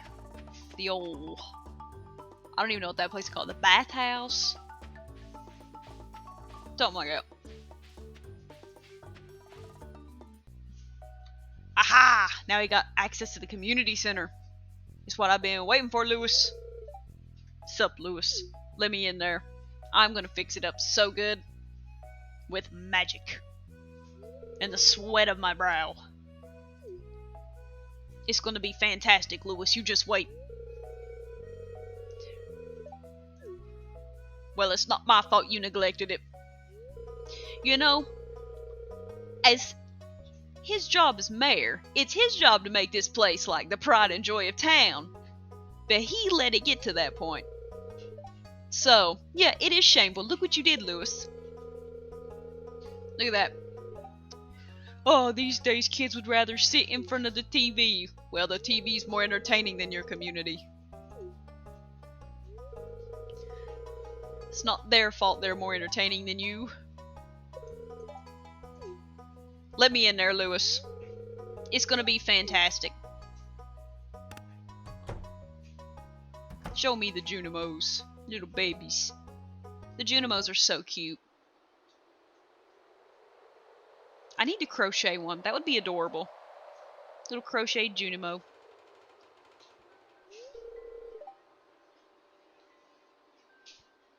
His beard moves? I feel like that shouldn't work. Baby! Hello, baby. You? I was gonna give him a name, but he's gone now. Not Lewis's beard reacting like an animal's ears. Lewis has an actual... he has a creature on his face. Your name's Charles. Charles is gone. Look at Lewis. Lewis, it's not my fault that you don't notice things. My man's cataracts are getting too thick. Lewis, please. You missed Charles. I want to forget his name. It's either going to be Charles or Charlie or something like that. I always forget the difference. Strange. I'm coming back to this building right now. Send me in, coach.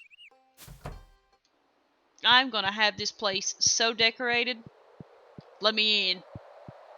Ooh, I think I have to go talk to Rasmodius first. No, it's over here. Over here. I still ain't even gone to see Rasmodius. My dude's one of my favorite people in the game. Hello, Junimo. Oh yeah, he'll send me a letter and then ba-da-da-da-da. Yeah, I got it. Alright, we're gonna read this. Ooh. Ooh. Woo! Yep. You see that? This one says poop. If you didn't know, I speak Junimo. Only other language I'm fluent in, apparently. And they sound just like that. I don't make the rules. I just make up the sounds. Who said that? That was German.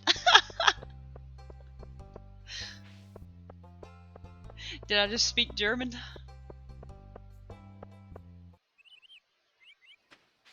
I may had. You never know.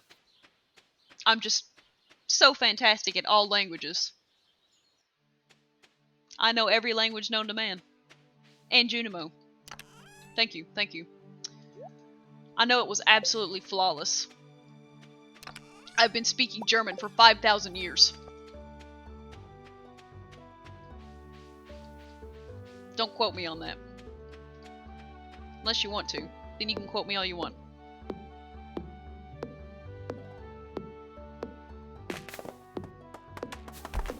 I'm glad German sounds like a bunch of alarms.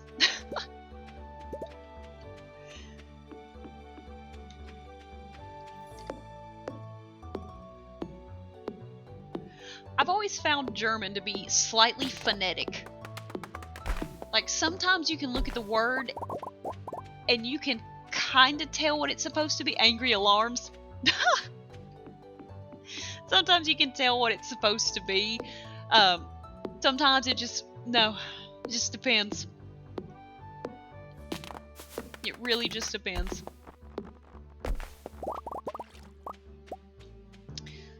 Which again, telling what it's supposed to be, you know. You don't even have to guess what it's gonna be. You know. Well, obviously it means bum bum. It's the booty. See, B-A-U-M, bomb, bum bum. And see, I'm correct. That's the booty.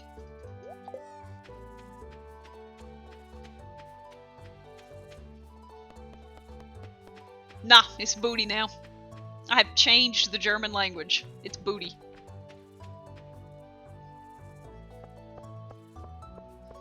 I make the rules here. That's German for booty.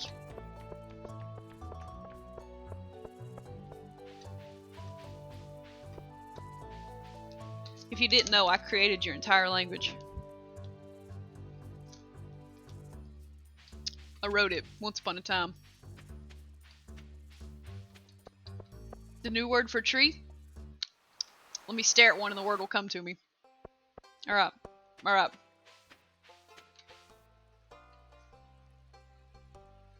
Arbor. There you go. That's your word for tree.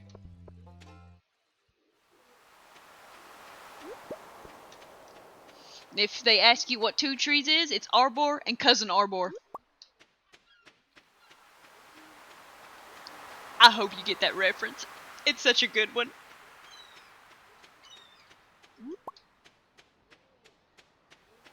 If you don't, it's okay. Yep, that's your new word for tree, arbor. All plural trees are cousin arbor. Okay. Ooh, I get to sell these. Oh yeah, I'm still in. I was like, wait, where's the button? There should be a button right here. Keep forgetting I gotta wait on people to send me some letters. Oh, what's this? Kill some slimes? What are you, a monster? Of course I will. Me with my 0 energy. I don't need energy. I just need slimes, and approximately 4 of them.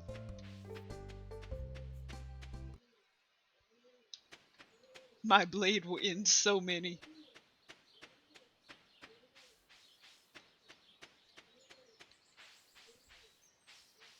Currently have Bing yelling at me from the corner of the room. course I want another word. Tell me all the German words.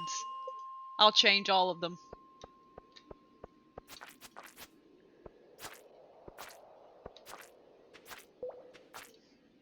Then you'll ask me next week what the word for tree was, and I'll have forgotten. Oh, that's a dude that fights peoples with swords.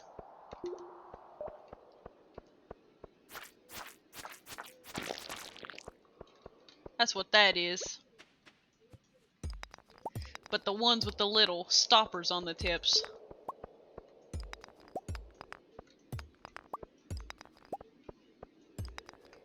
You know the ones. Nah, windows don't exist anywhere. That's not a thing. You made that up. What's a window? Nobody knows. Get out of my way. I gotta kill these bugs. Come here. Dadgummit. That one's brooding. Come here, you.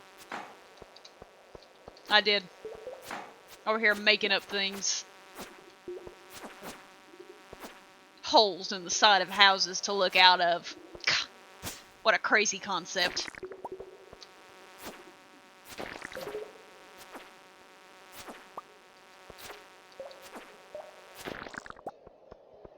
You can't look through walls. Only ghosts can look through walls. Come here, you. I don't know. Must be another German word. Has to be, at this point.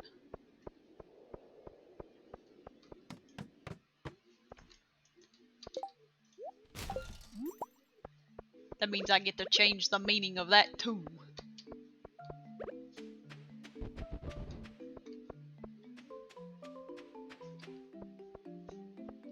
See, I actually knew that one. I was just thinking that in my head. As opposed to, you know, thinking it in, I don't know, my stomach.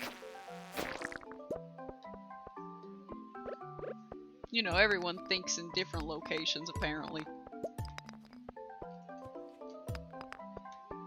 I actually did know that one. You can be proud of me for something. Oh, I can't even eat this crab? What is this? Crab kindness? Excuse me, bug. Thank you. Come here, slime. You.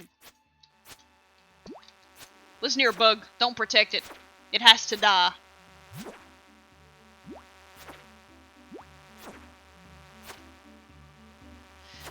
Apparently that's the only place I can come up with German words. It's from the old tummy. Y'all, I ain't got enough energy for this. It's nap time. Y'all are out here making me cut down rocks to get to you.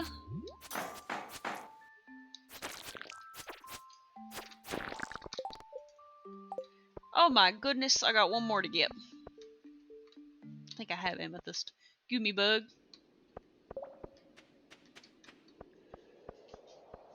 I got places to be. Like upstairs. Perfect.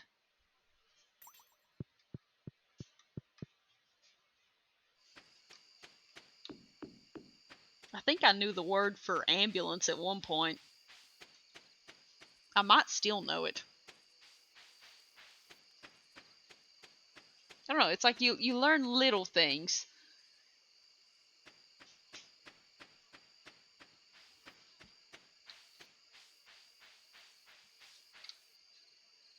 That's a letter. I don't think I want to guess the word for ambulance because I don't want to get it wrong. I don't want to get it wrong and offend an entire nation.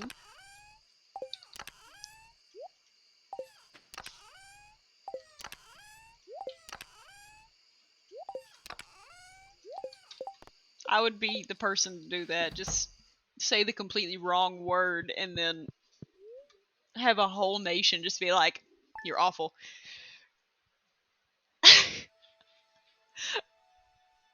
Wasn't it like Krankenwagen or something like that? Or am I thinking something else? Okay, a B is like SS. Stress. That's what you're telling me that word is. Is stress. Look at that. I know some things. My biology degree taught me that.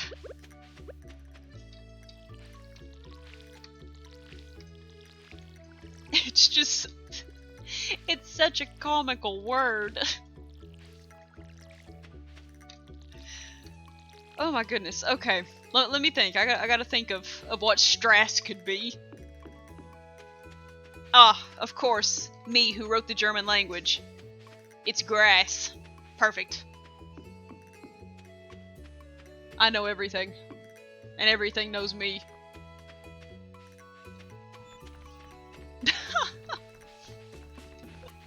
This has gotta be grass. 10 out of 10. Nothing else it could be. No other words exist. Nah. It's grass.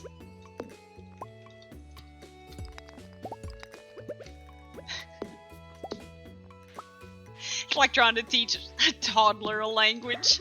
Just then be like, nah, gotta be this. Oh lordy. Hey, give me the grass juice so I can speak to the little Junimos.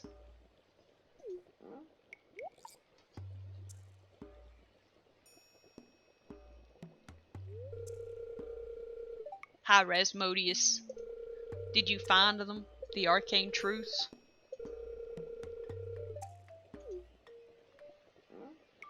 I like how my guy knows that that all of his titles are just a lot.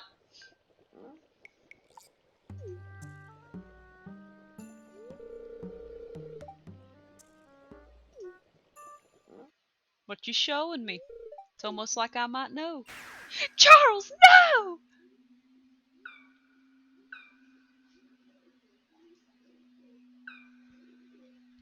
No, put Charles back! What are you doing to him? Charles! Leave him alone, you monster! They don't speak to you because you've got him in the glowy disco orb of doom. Oh, Charles. He exploded. I've always heard that German's a very literal language. I feel like English is one of those languages where there's just so much going on in it. Like, which I mean, I feel like any language would probably do this. I don't know, I only know one, but where we just make up phrases all the time. And then they become very trendy, and then now everyone's saying these phrases, even though they don't have the literal meaning. Behind them, they've got like, I don't know, they've got like, I don't even know how to describe it.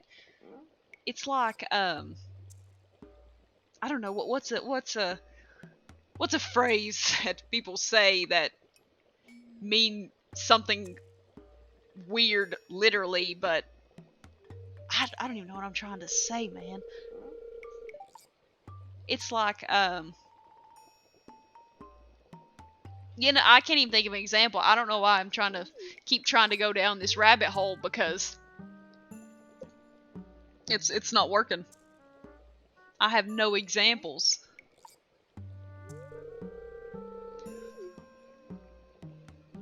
I'm glad you know what I'm trying to say, because I apparently can't get there. Do other languages do that? Where we make up phrases that, if you were learning that language, it doesn't mean that, but it is collectively known to mean something else? I imagine people do, like... I imagine that's a common thing. Yeah, I really don't feel like that would be something that is just... only common to English speakers. Because, you know, language is language, no matter which one you're speaking. Oh, I got some energy from that. And a disease!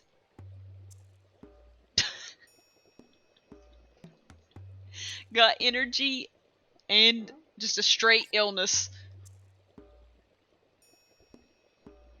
Works for me.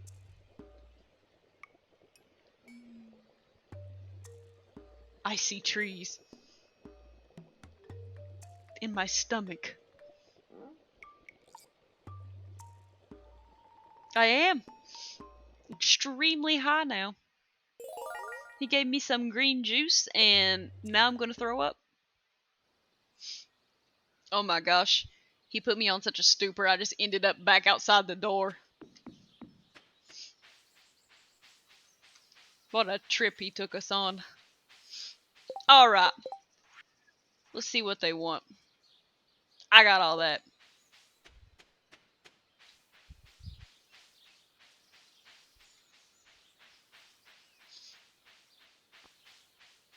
Come on now. I need a horse. I don't have hardwood, but I need a horse. I don't even have enough money to get an axe upgrade going. How much you call dirt poor? I got a lot of dirt, but I'm pouring everything else.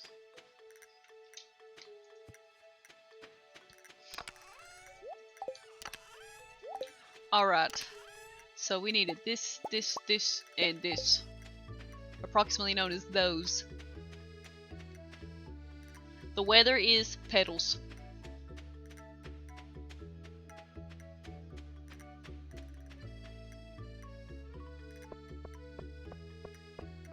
My goodness. These Junimos are gonna love me, and if they don't, I'm gonna cry. Oh my gosh, it would be so cute to cover my desk in little crocheted Junimos. That would be adorable. I need to do that. I gotta find me a pattern or something. Oh, they'd be so cute.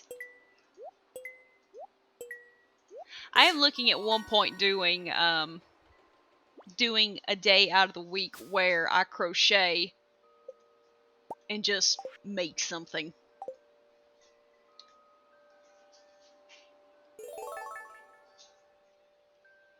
Oh yeah, I can imagine that being very odd to say.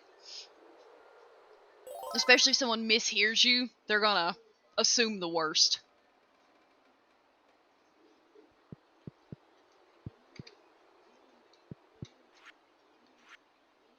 Okay, so this is all my forage stuff, which you'd think I would remember after at least 5 playthroughs, but I have the memory of a goldfish, and that's an insult to the goldfish. Goodbye, friend. Oh yeah, now I got the fish stuff, so I can see what kind of fish I can give them. I think I have a sardine I can give.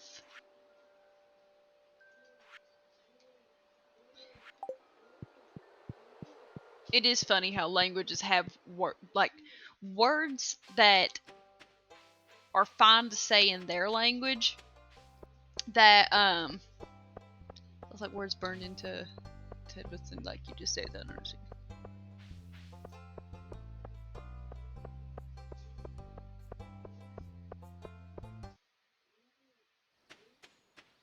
Yeah, that would just that would be odd if like me saying I don't know bro in English just meant something really not okay in another language, or was close to something that meant something not okay in another language. The chicken statue. Oh, I don't want to give it to Gunther. I want it, but Gunther wants it more. languages are just wild in general. Like, I enjoy the fact that there are different languages just because of the fact that they just sound really cool to hear. Like, it's cool to hear other people speak different languages because you're like, wow, they are speaking entirely different from anything that I could ever understand. But it sounds cool. Like, I love that about languages. But I do get jealous because I'm like, I want to know these languages.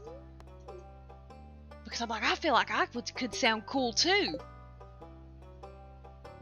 But then I just remember people are saying the same thing that I'm saying, just differently. I did have an experience when I was working. There was a lady that had come up and was trying to talk to me, and she wasn't fluent in English, and I don't know what language she was speaking, but she pulled up the Translate app, and then we had a whole conversation through that, and it was just like texting one another. Like, it was really cool. So I'm a big fan of the Translate app.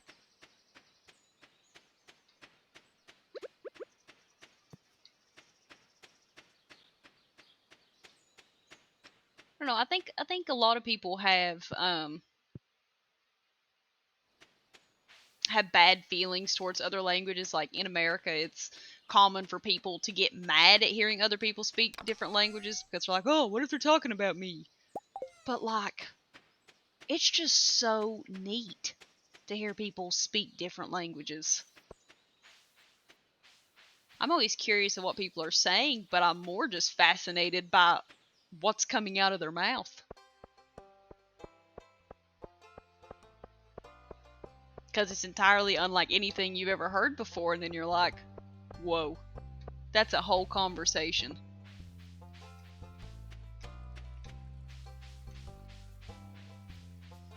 It's fascinating. I don't think a lot of people appreciate it enough.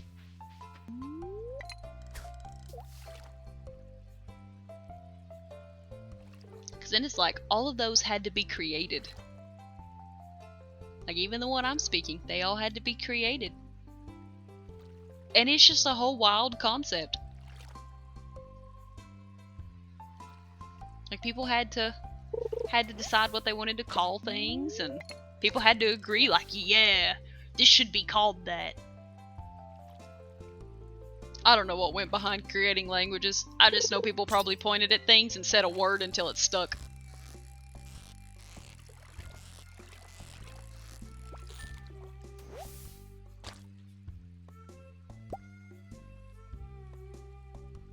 Yes, I know what you're talking about. Where they'll do different languages, but like, oh, what this language sounds like to people who don't speak this language, and then you're sitting there like, whoa, this makes no sense, but it sounds cool. It did throw me off hearing what English sounds like to non-English speakers. I was like, holy crap. Because, you know, it's wild. It's wild to think that people can't understand the language that you're speaking. But it's like, if I hear someone speaking Spanish, like, I have no idea what they're saying. I might be able to pick up one or two words, but I'm just standing there like fascinated because I'm like, whoa, that's a whole conversation.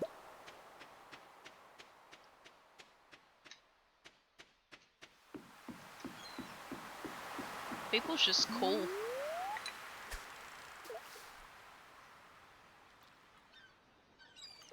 I think I've only listened to that type of video once. I don't think I've really gone down a rabbit hole with them, but because for me, I mean, if I've already heard the one about speaking English, you know, it's not going to change.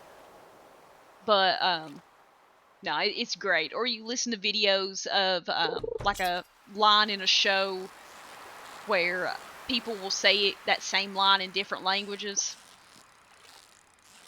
I saw a lemon grab one earlier this week, and It was so funny.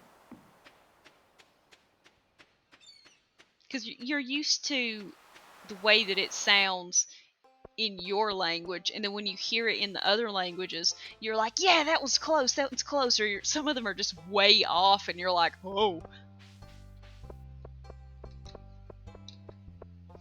I don't remember what language it was that I had heard that line in and just lost it because it was so funny. Gosh, it might have been Polish. I don't remember. It could be wrong. It could be a completely different one, but might have been Polish. Oh, I didn't even look at the fish I need. I think I need this one. I know I need these. Put that in there for now. I don't think I need an anchovy.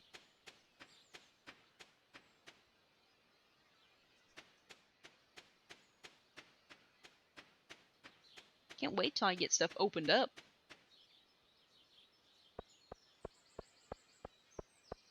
It's always the hard part about restarting a Stardew playthrough. It's like you expect things to be there that aren't there yet, and you're like, oh. And then you sit and think, how do I get that again? Oh my goodness, I'm gonna figure out how to make Junimos. I'm gonna make one. They are so cute. Do I have any of the night fish? I do have an ocean fish. I don't have any lake fish. No specialty fish. But I do have a river fish. It ate my fish.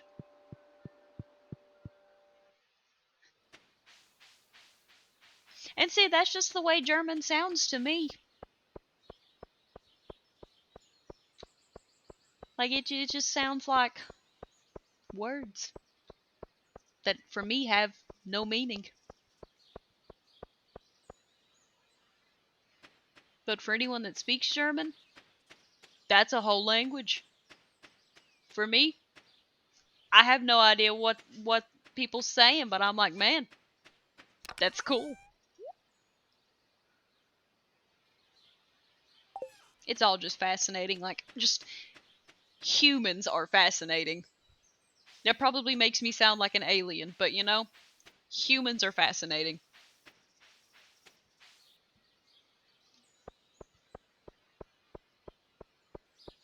We are very weird creatures, but also extremely fascinating.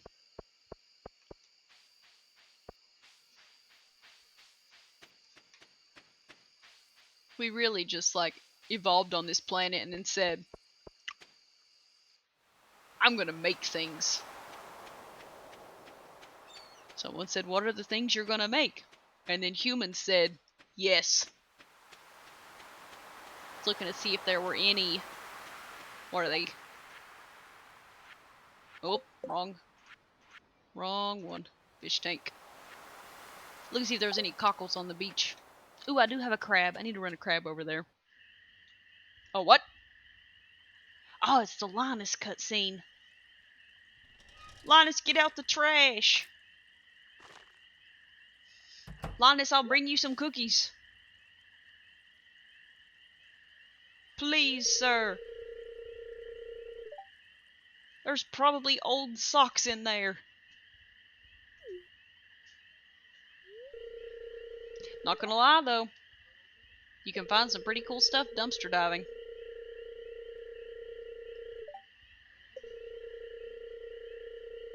Because a lot of people will set stuff right next to a dumpster that still works. They just don't want it anymore. And then, boom. You have something new. It's okay, Linus.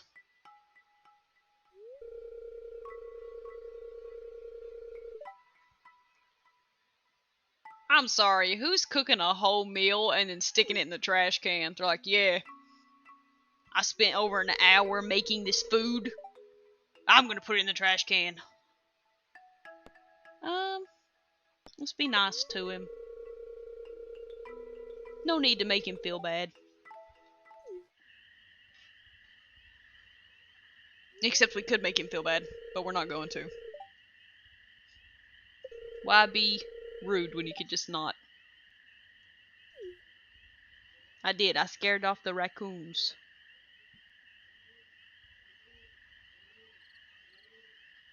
I could have paid for so much laundry with bottles if America did that.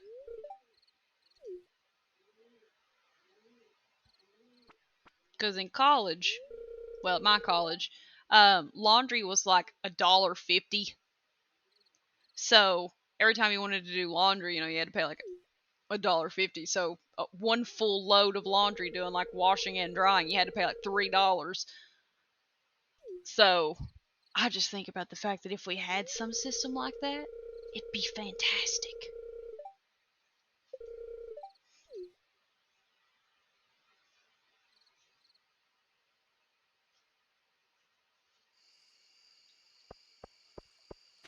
And honestly, the best time to do any sort of dumpster diving is whenever it's like the last week of college.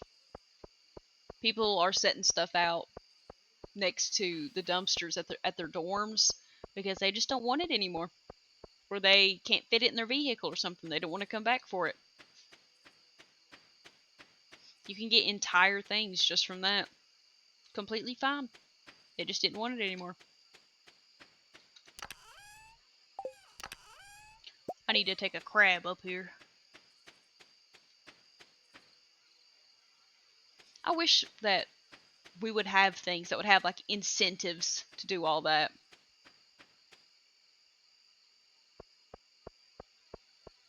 Aw, that's really sweet.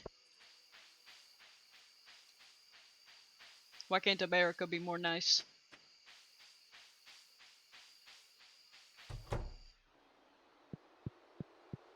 That's really nice. I like that. America, pick that up. What are you doing?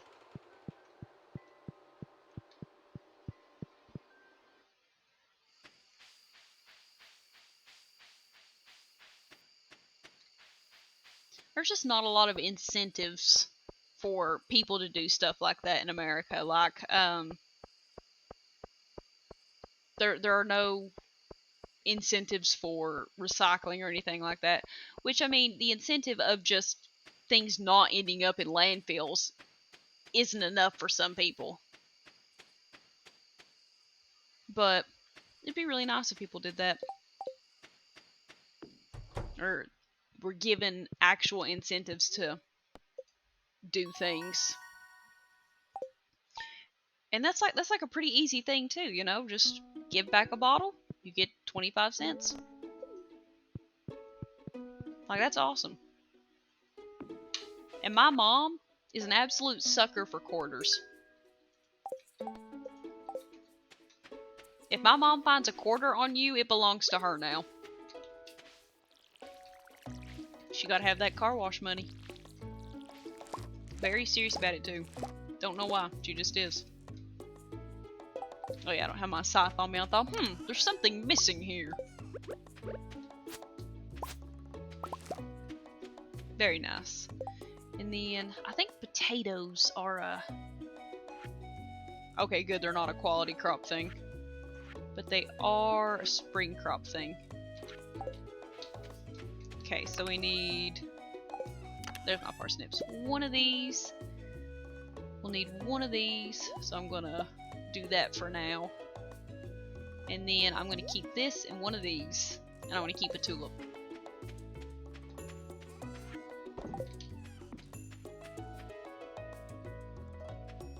My mom's like a quarter bloodhound. It's crazy. Like, that woman can sniff out a quarter anywhere. You lost a quarter under your seat once? Nah, my mom has it now.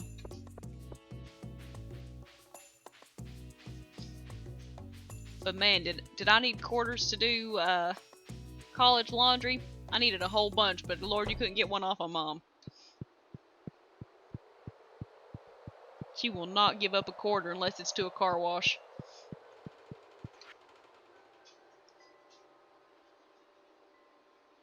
Where is everything? This is the foraging stuff. I need the pantry. Come here, you. Nice. I needed green beans! I forgot about that. That was a whole childhood activity. My family would grow green beans, and then I would snap them. Well, you'd peel them, then you'd snap them, and then you'd can them, and then you had green beans. That was the childhood activity. Just green beans. That and corn. Very time consuming if you've never done that. But I think I'm kind of like a little old lady because I love to do it. Have not broken any beans this summer, and it's been very upsetting. Okay. Still no cockles down there, so we're going to come up here, and we're going to see if it's too late to buy green beans or not. Every time I say them, I almost say bean greens. It's almost what I'm trying to say, but... Did I forget? I did forget about the slimes. Or did I? I think I did. You leave those crabs alone, Demetrius. You're just being mean. How much is this thing? Too much. Takes 10 days. It'll be the 21st. I think there are 28 days in the game.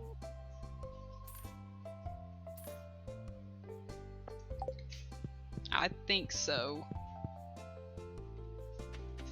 Let me check here. Yes, there's 28. So these would only produce for a little while, so 2's gonna be my route.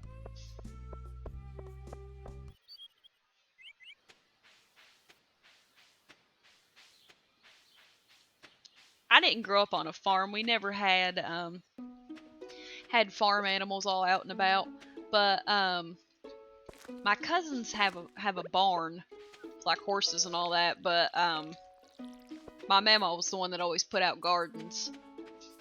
Be filled with corn and potatoes and green beans and what else?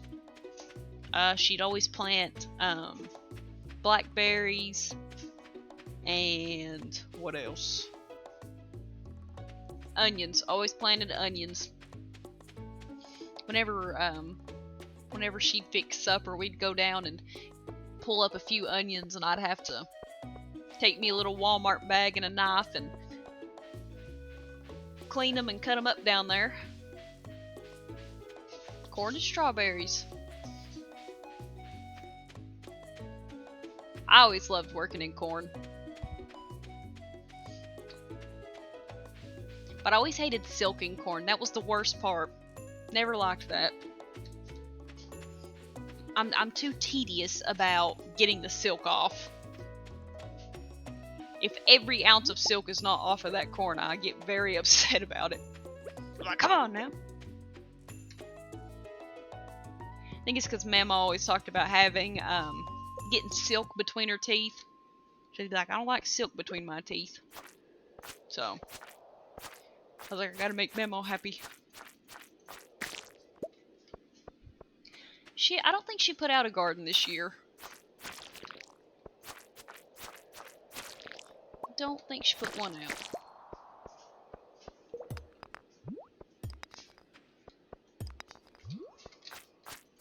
I actually have no idea. She may have, she may not have.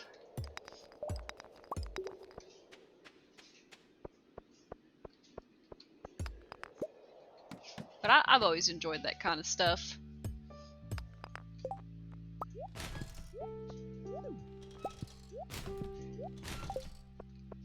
Which is funny, because you know, you wouldn't think that'd be like something too enjoyable, but it's just good. At the end, you get to enjoy all that stuff, and it's just nice. Oh, dadgummit. I raised a fly. Come here, you. You won't survive for long. Go here. You metamorphosized only to die.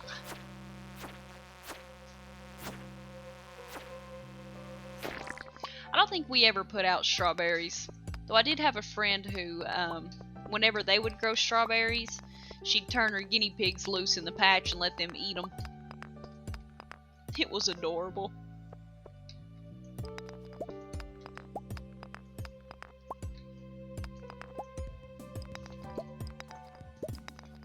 Guinea pigs are just too cute. All their little squeaking and such. But I'm a big animal person. I don't think there's an animal that I wouldn't like.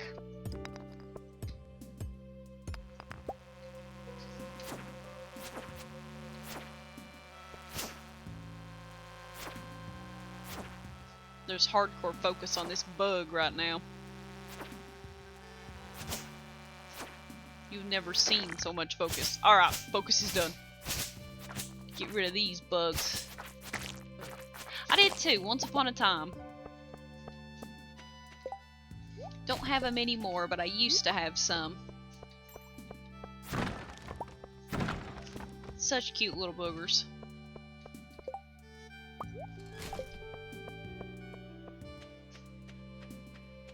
They are decently messy, but who's not messy? People are messy. If you live, you create a mess, and that's just, you know, that's just the fact of life. My mom was never a big fan of them. She thought they were cute, but not one for messes. She's always been more of a dog person. I like dogs, but birds are my favorite.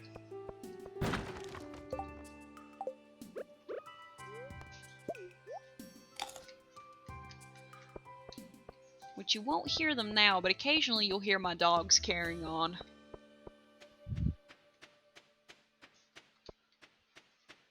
I think I opened up a path up here. Aha! I did. We're on level 18. I'm looking for 20. Come here, you. You gave me slime disease. Not anymore.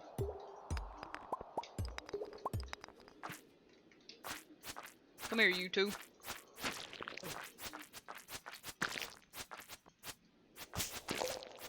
Right now, though, in my room's just the pigeons. Pretty chill little dudes. Except when they're all out together. Then if they're within 3 feet of each other, they'll start slapping. Which, it is comical how pigeons fight with each other. Because it's not very dangerous. So, I mean, it's very low stakes type situation. But they either slap each other with their wings or they get after each other with their beaks. And even their beaks, like, they're not sharp. So, I mean, they can't really do much. They might pull out a feather, but that's the worst thing they'll do. Okay, so I've got this. But wing slapping is just comical. They'll just get that wing out there and slap real hard with it. I say real hard, but even then, I mean, it's just a little slap. It is the equivalent to getting hit in the face with a pillow.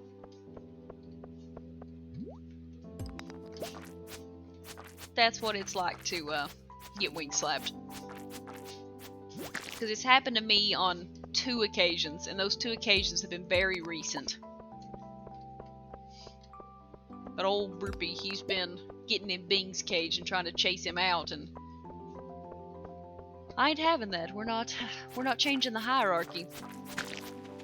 So I'll just grab him and set him down outside of it. He does not appreciate it, but, you know, I'm sure Bing doesn't appreciate getting beat up in his own house, so I'm sorry, Bug. It's like going into your neighbor's house and just start swinging on them. To be like, this is my house now. That's what it's like when pigeons fight each other in their own homes.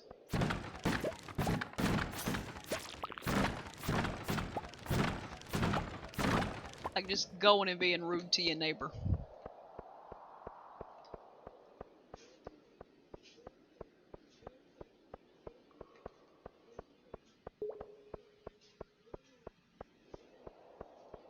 Pigeon dynamics are odd when you think of them compared to compared to the dynamics that parrots have. Like, it's just, it's extreme how different it is. In my opinion, it is. Little stabby. 2 to 5, 4 to 8. I want that amethyst. I want the quartz less.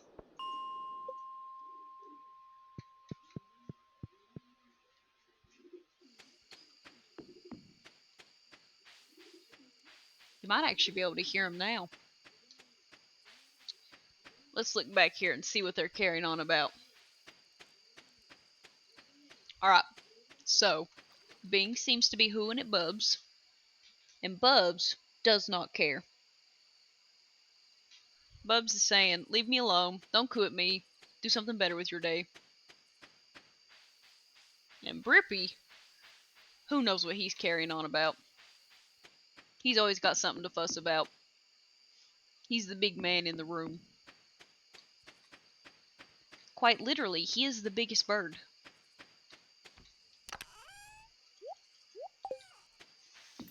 Alright, let's hit bedtime.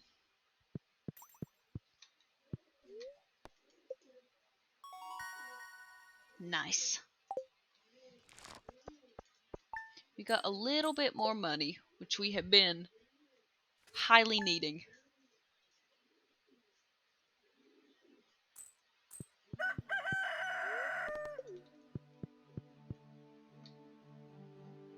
Oh, my dog's arrived. Hello. I do see that dog. Give it here. It's mine now.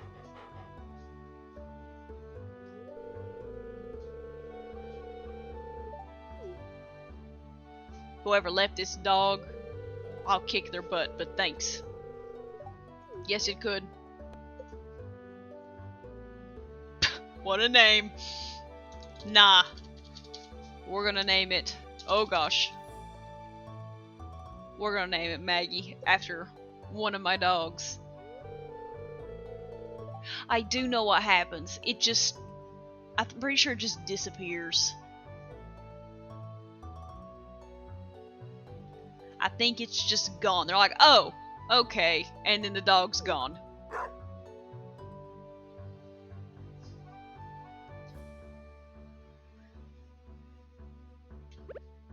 But what else happens when you deny the dog is that everyone makes a mad face at you.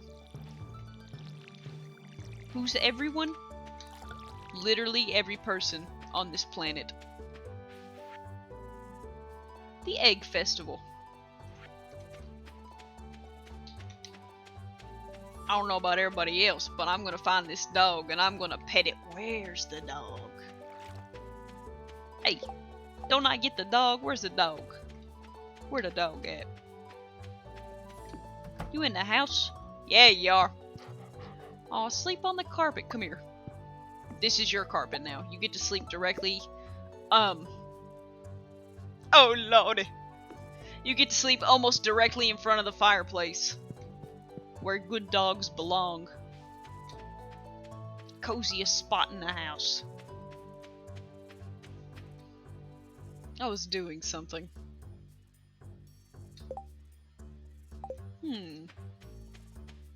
What a mystery. I was probably going back into the mine.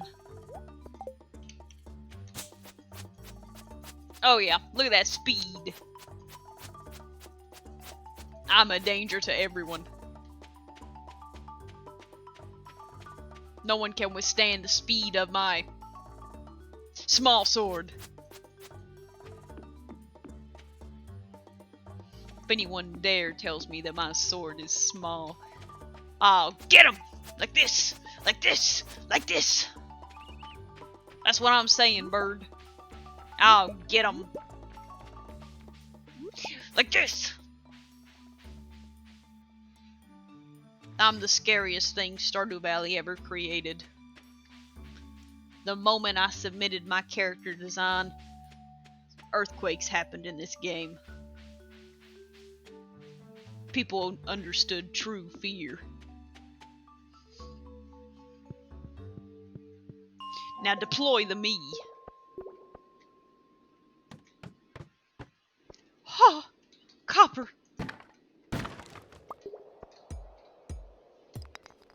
wonder if there's copper down here. Gee, there might just be a little bit of copper down here.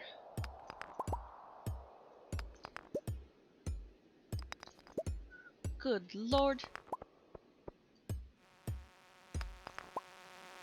Come here, bug. You are interrupting my copper time. Much better. Come here, you.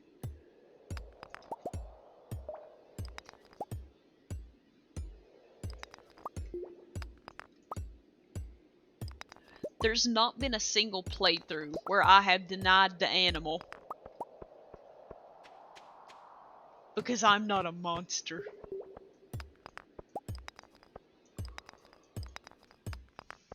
Okay, so there's that. And then get some of this, some of these. None of those.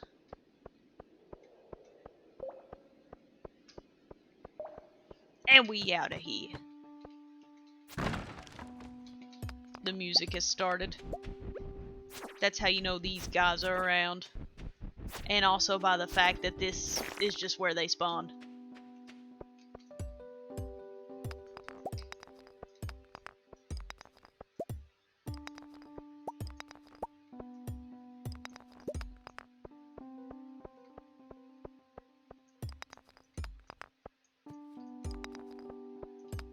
Me keep beating everything. I'm a menace to all minds. Oh, good Lord. If I could aim, I'd be more of a menace. Come here, you.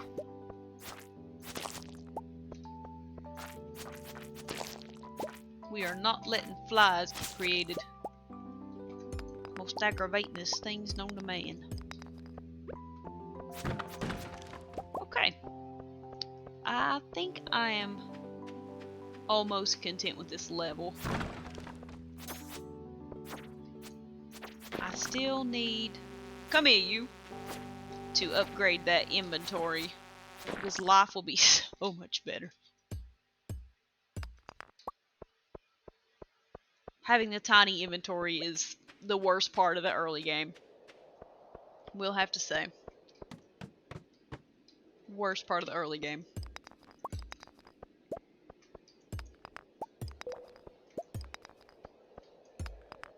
Don't need any... Well, no, I'll take some amethyst.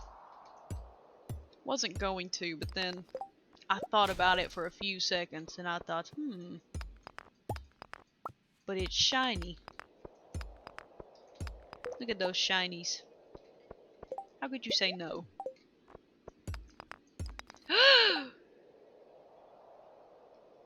What? Okay, this. Throw away. Get out of here. Omni Geodes are the best. 10 out of 10. Would recommend Omni Geodes every time. Oh. I wasn't even paying attention to my energy. Get some more.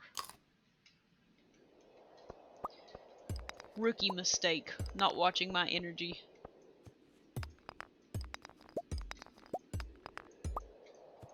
Come here, you. I guarantee that the ladder is on the... I no longer guarantee that the ladder's on the other side. There's the ladder. Look at me, being wrong. It happens on occasion. Come here, you. Trying to sneak up on me. How rude. Ain't nobody got time for that. Come here, you.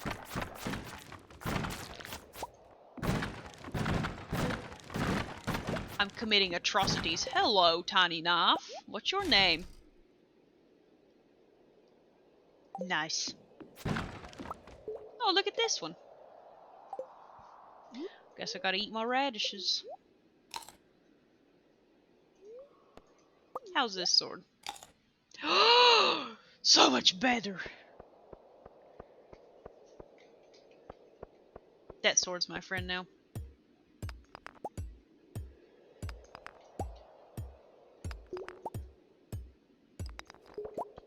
Right.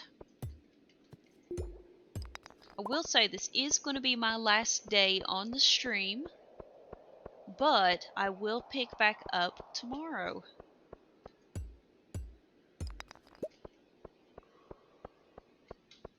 Oh, give me this copper too. I want that one.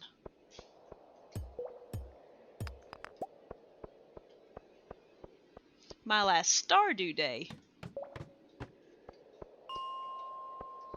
Just for clarification. Okay, I think I'm good. Okay, yeah. Going to go back up, get some of this put up.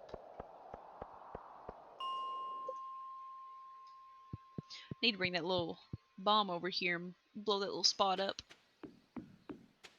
So I can go say hi to my dwarf friend.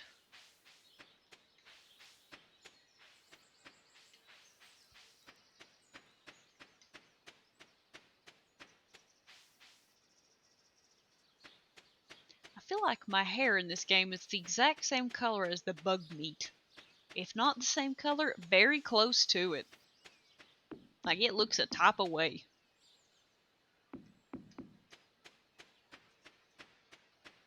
Alright, we can get some of these swords put up in here and later sold to the Adventurers Guild. I don't want to plant this because... well, I could plant this. Planted near a body of water, harvest the scythe. Nah, I'm going to hoard this thing right now. It's mine. No one can have it. And I'm going to sell... nah, I won't sell those 2 potatoes. I'll keep them for now. And then anything that I can do around here for the time being. I might have actually cleared this place out pretty well, minus the trees and all the hardwood stumps.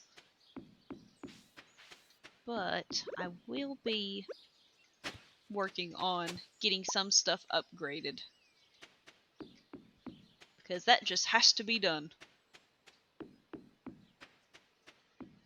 Stardew ain't no good without it.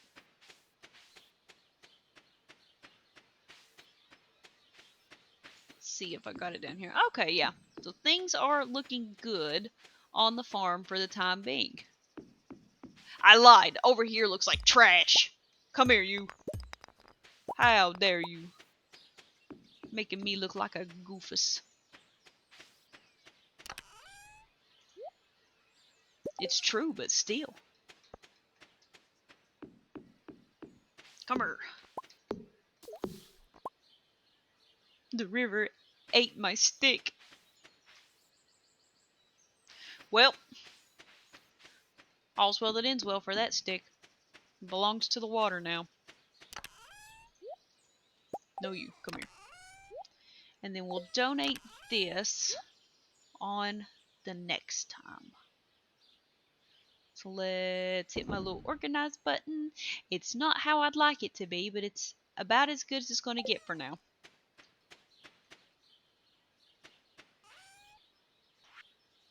Okay, don't think I have anything to throw in there. Make sure I've pet the dog. I have pet the dog. Alright. Well, my friend, we are going to call it there.